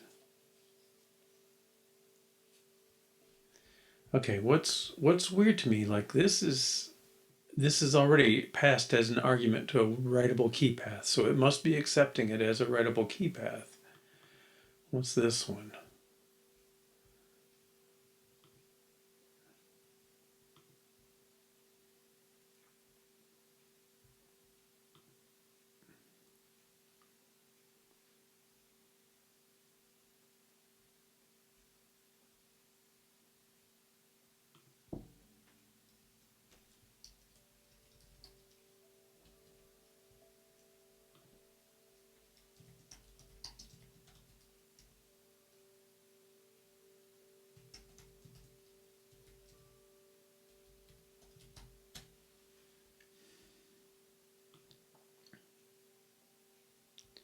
Whoops, that second one sounded better. Create swift bindings using key paths.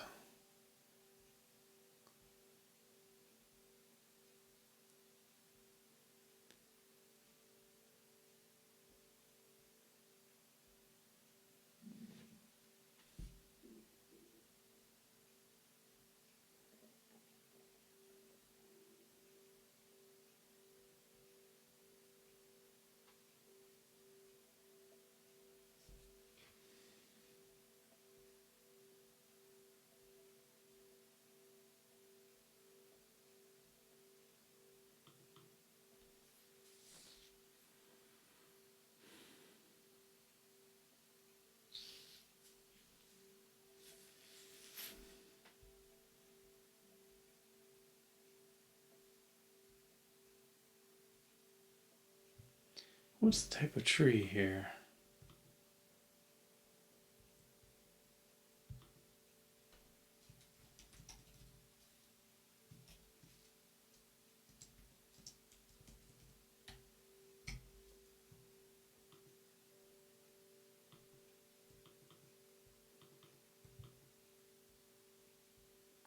Let's see, Planxty.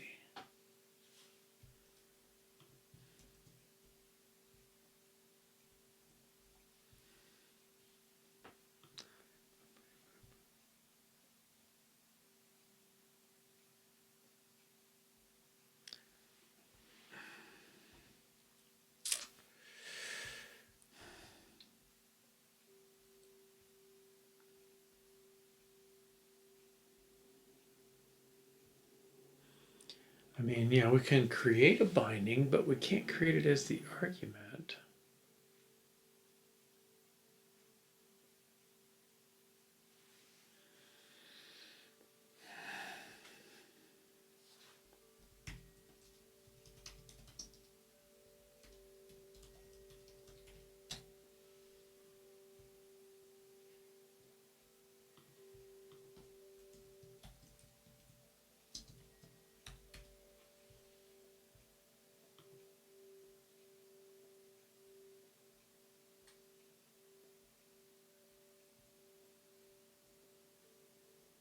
Yeah, okay.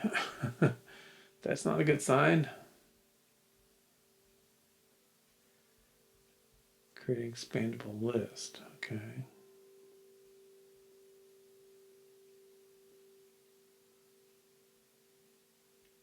Static, static, static.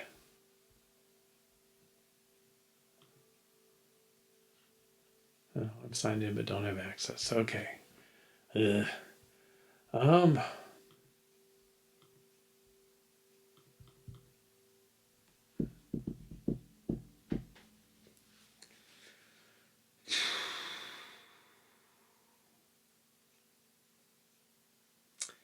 well, one answer may be outline group isn't going to work with what we're doing.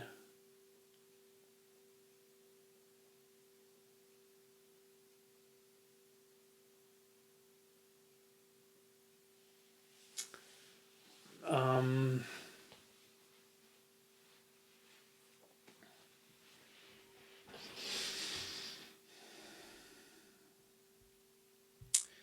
I don't think that's changed, even if possibilities.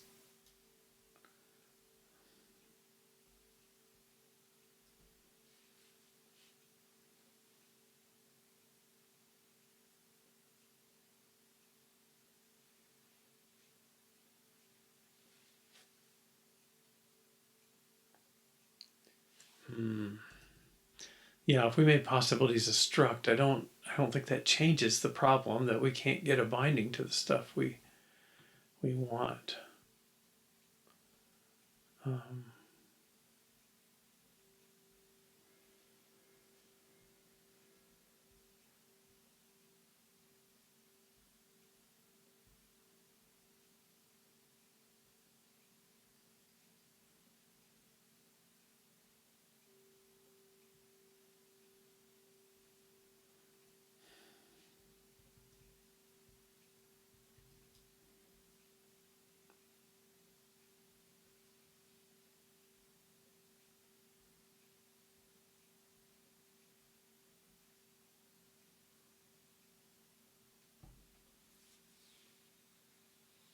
hmm.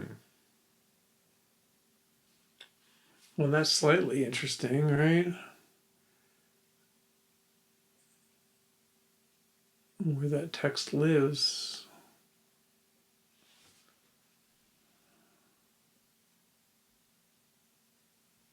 View model, test view model has a variable, and then we create a binding on it. I don't know.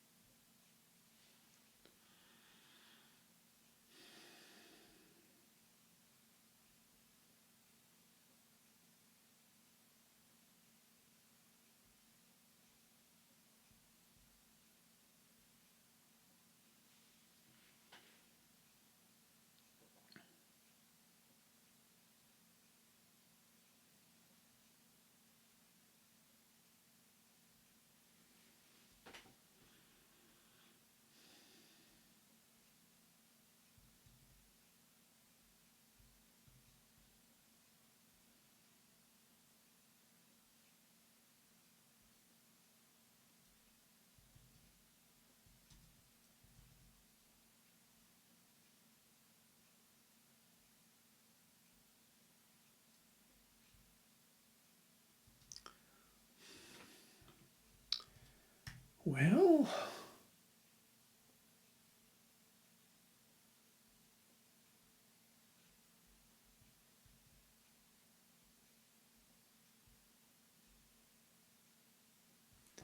I don't know if there's any clue in here. He's not a property wrapper.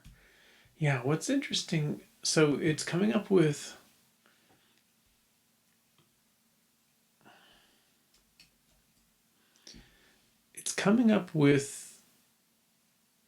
a simple Planxty,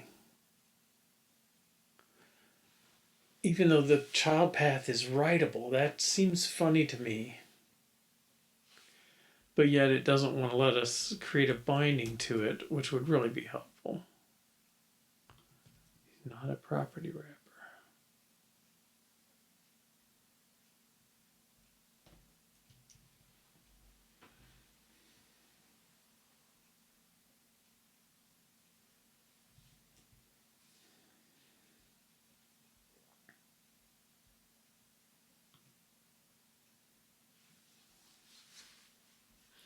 I don't know if that's getting down to a limitation of outline group.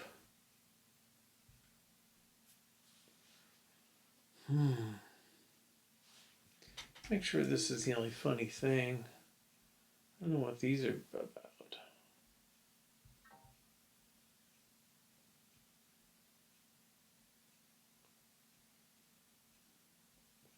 Well, I'm not getting any sendable warnings, so I don't think I want to worry about that.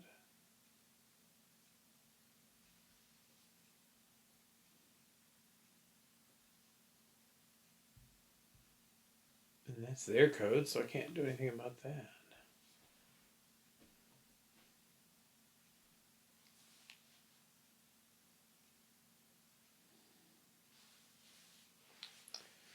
Oh, I don't want to rewrite outline group.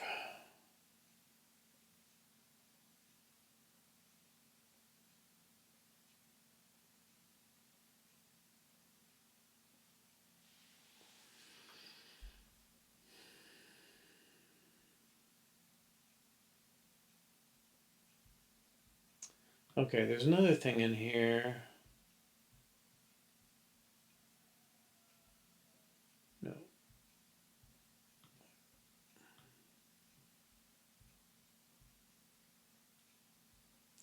I'm not sure why we did this. There was a reason at one point, but I don't know if the stuff we're doing. Well, there we go. No. Right. Okay, well.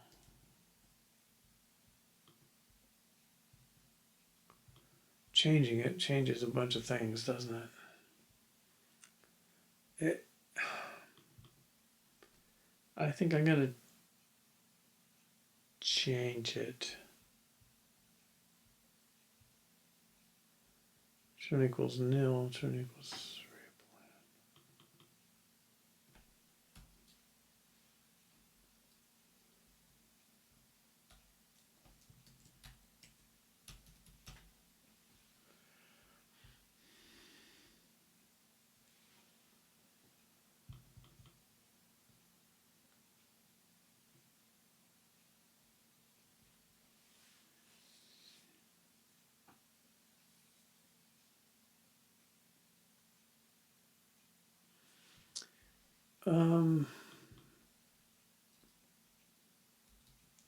I think this is children.count greater than 0.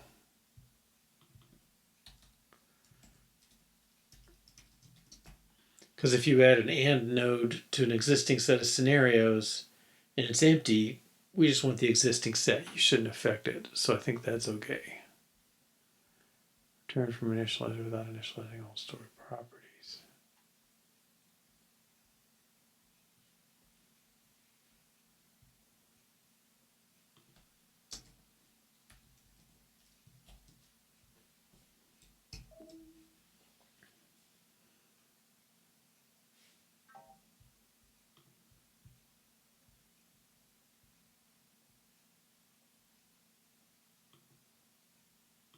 Why would it expect?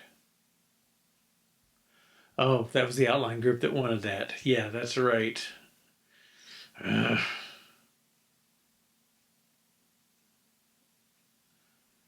uh, PlanTree. Undo it.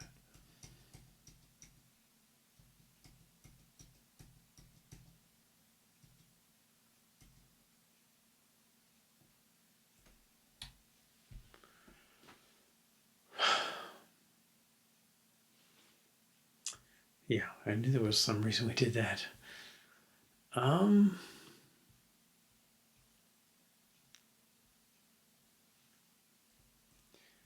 Well,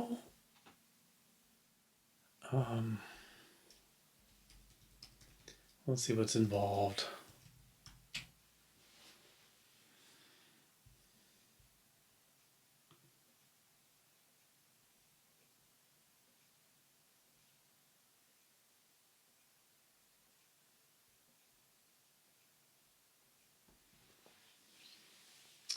Views on demand. Well, that's nice.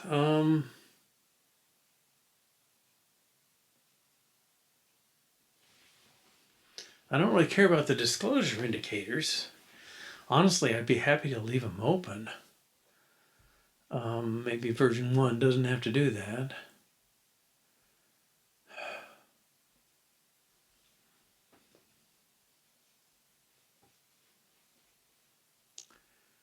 I don't know.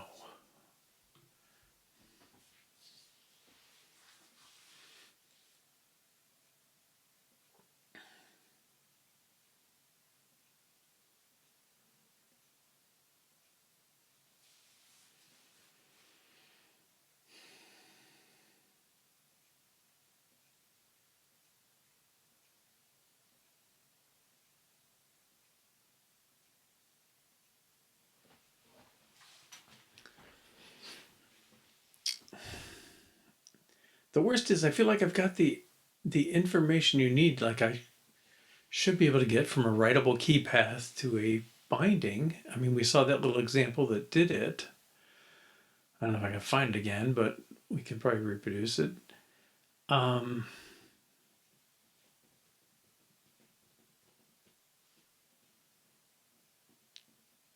It's a list of things.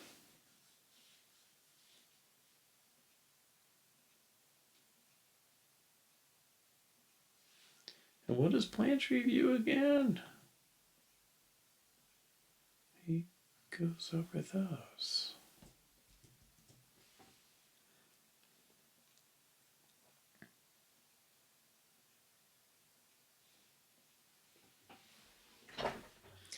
Well, we're taking a list of stuff.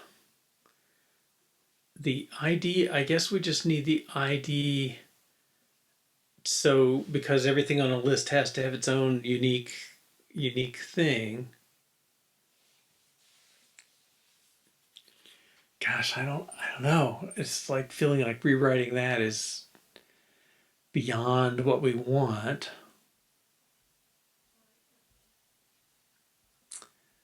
But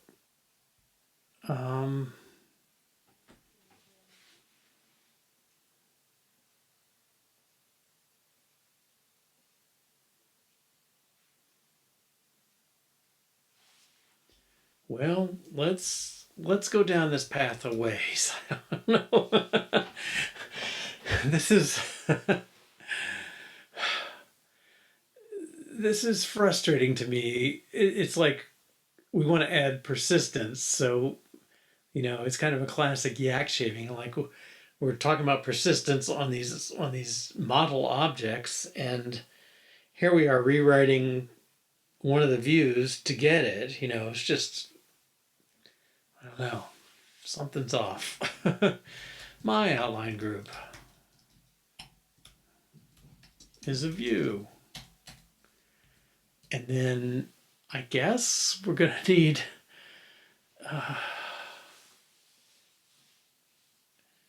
Well, he's gonna need a path. Where's outline group? It needs a path to the item and a path to the thing. It's gotten so generic you can't tell what's going on. The type of a collection containing the children of an element in tree-shaped data. Okay, this one was key path to an ID. E is an element. Well, this is the kind of thing we're going to do.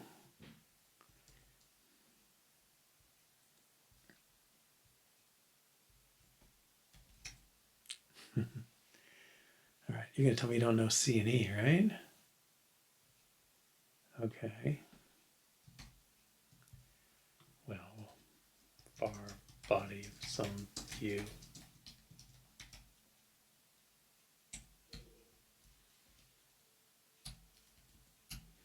Okay, that conforms now. All right, and then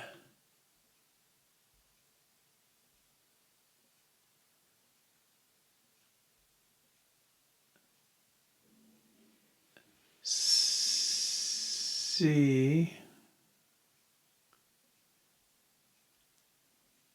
and E. Yeah, this is that optional there.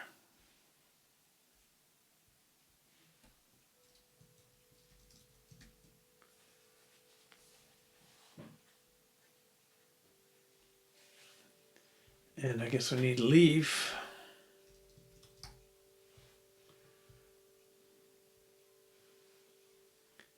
Key path is foundation. You know, maybe I should just put this in a file right away. um, file.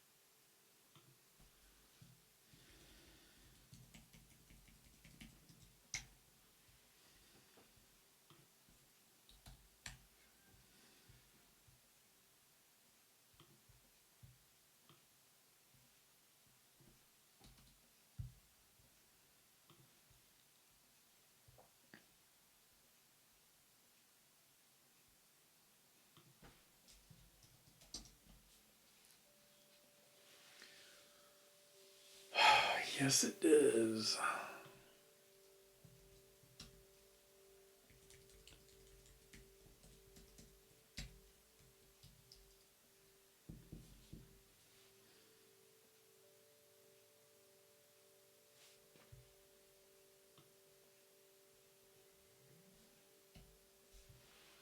Okay, so C is the collection.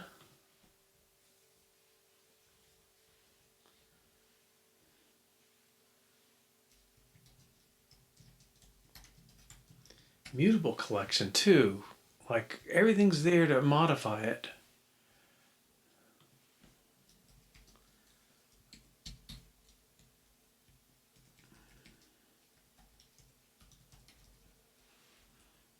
Okay, collection is a mutable collection, and we're going to save the data.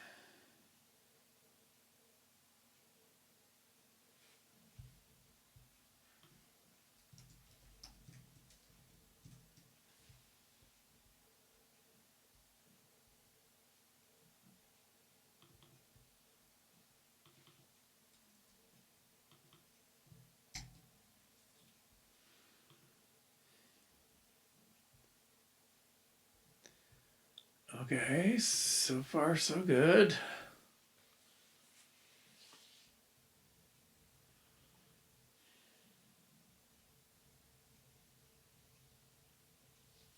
Now wait a minute, this says binding of E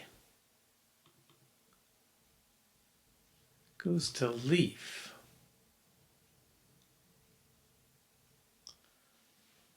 Why are we not getting a binding?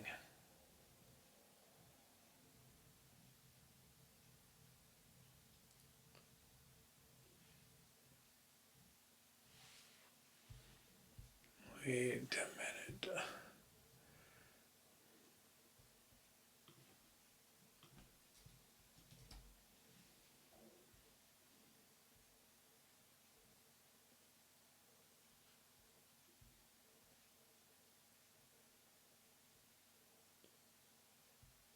Content.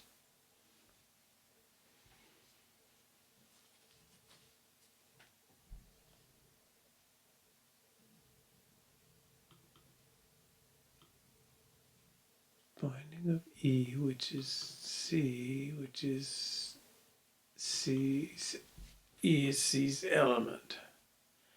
So whatever this collection has, we're getting a binding to E.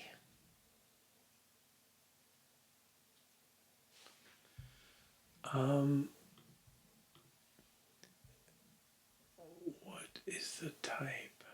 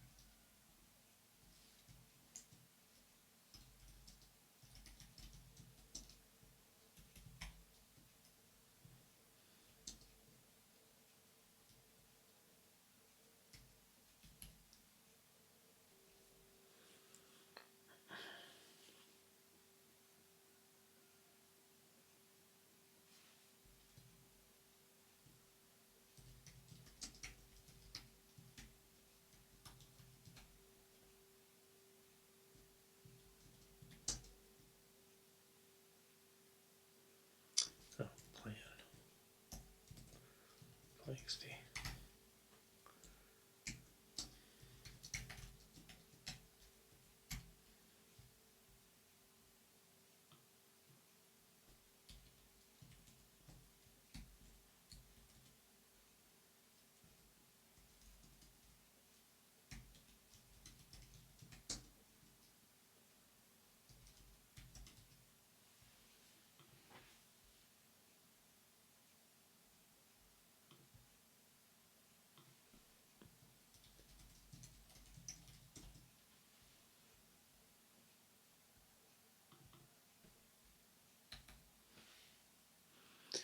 Incorrect label in ID children contents. Expected something ID children content. Oh.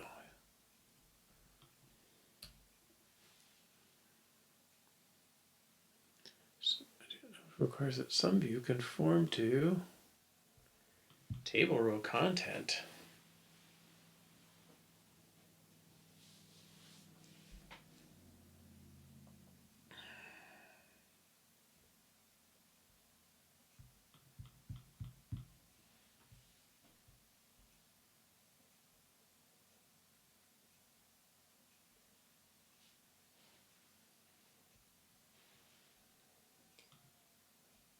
Reference ID in it requires that some view conform to table row content. So if I made this return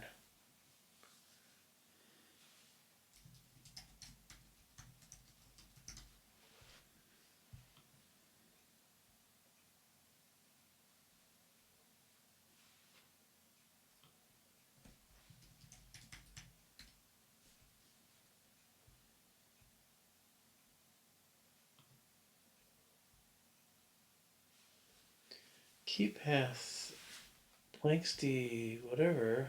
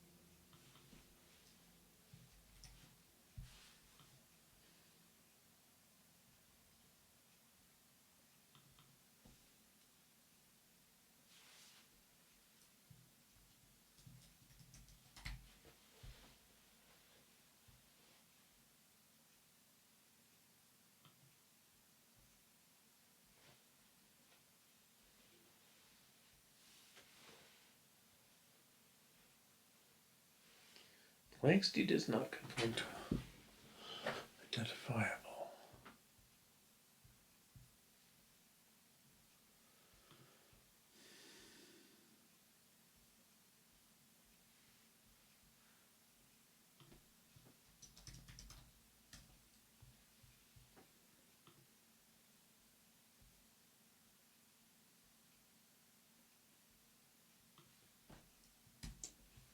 That's a distraction.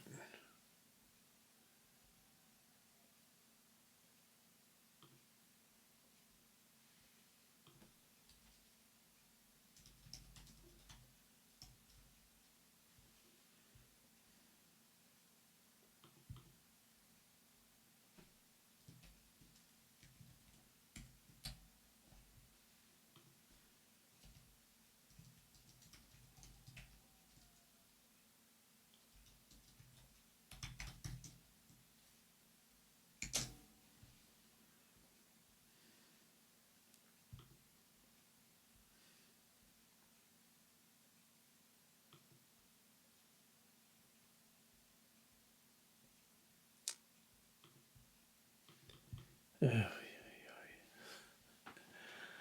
okay, what is your problem? Some table row content conform to view.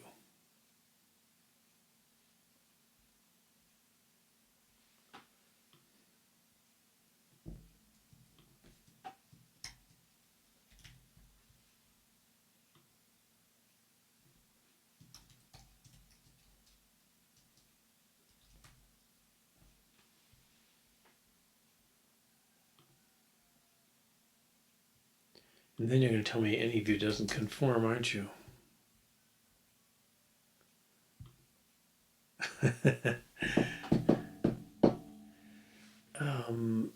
Why can't I produce view? What if I do text?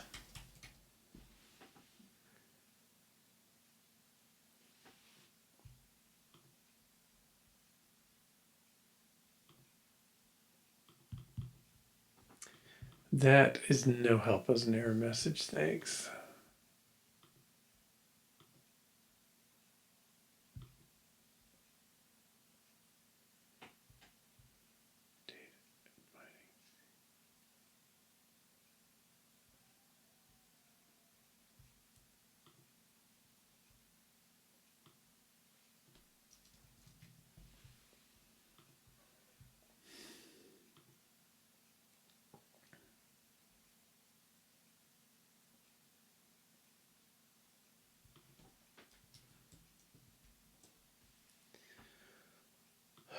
Whoops, wrong one.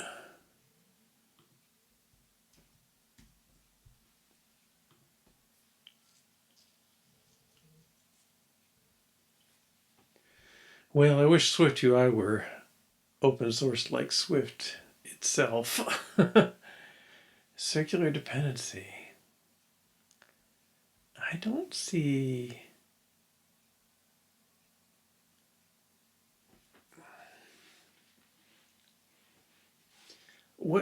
What's really throwing me off is this says his content is a binding, which makes sense because he's got a writable key path. He can build a binding to it from that.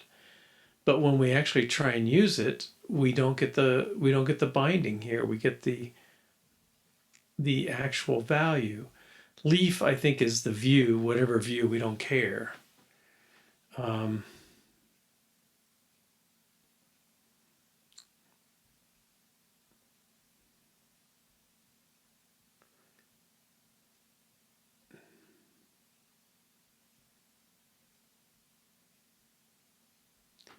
Uniquely identifies views based across updates. Yeah.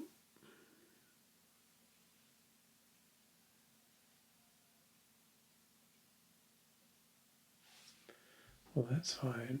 I don't think this gets any better. Again,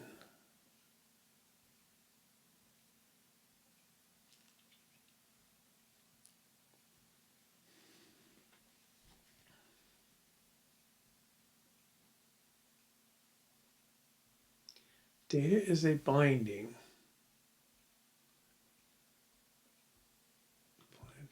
So that does not look like a binding, does it? But if he's empty, I can't.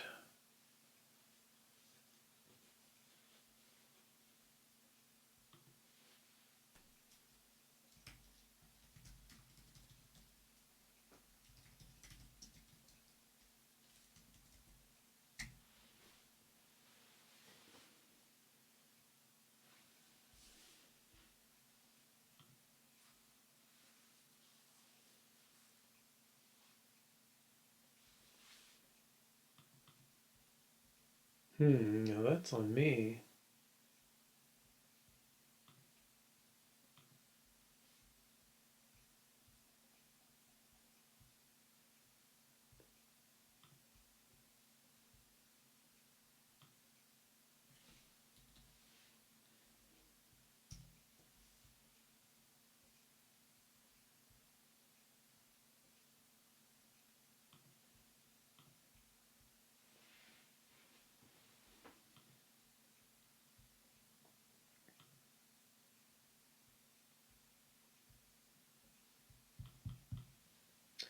Well, I think we're going to leave it there.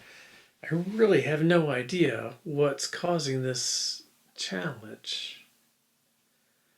I mean, it sure seems like the description says we should get a binding to something and we don't. Um, so I don't know. I may poke around some tonight, but yeah, I really don't know. All right. Well, anyway, thanks for joining today. The first half went pretty quick getting those types switched over. I just don't know if we can make this stuff work with it. Well, we'll find out tomorrow. 2 to 4:30 Eastern, 6 to 8:30 p.m. UTC, back here. Take care. Good night.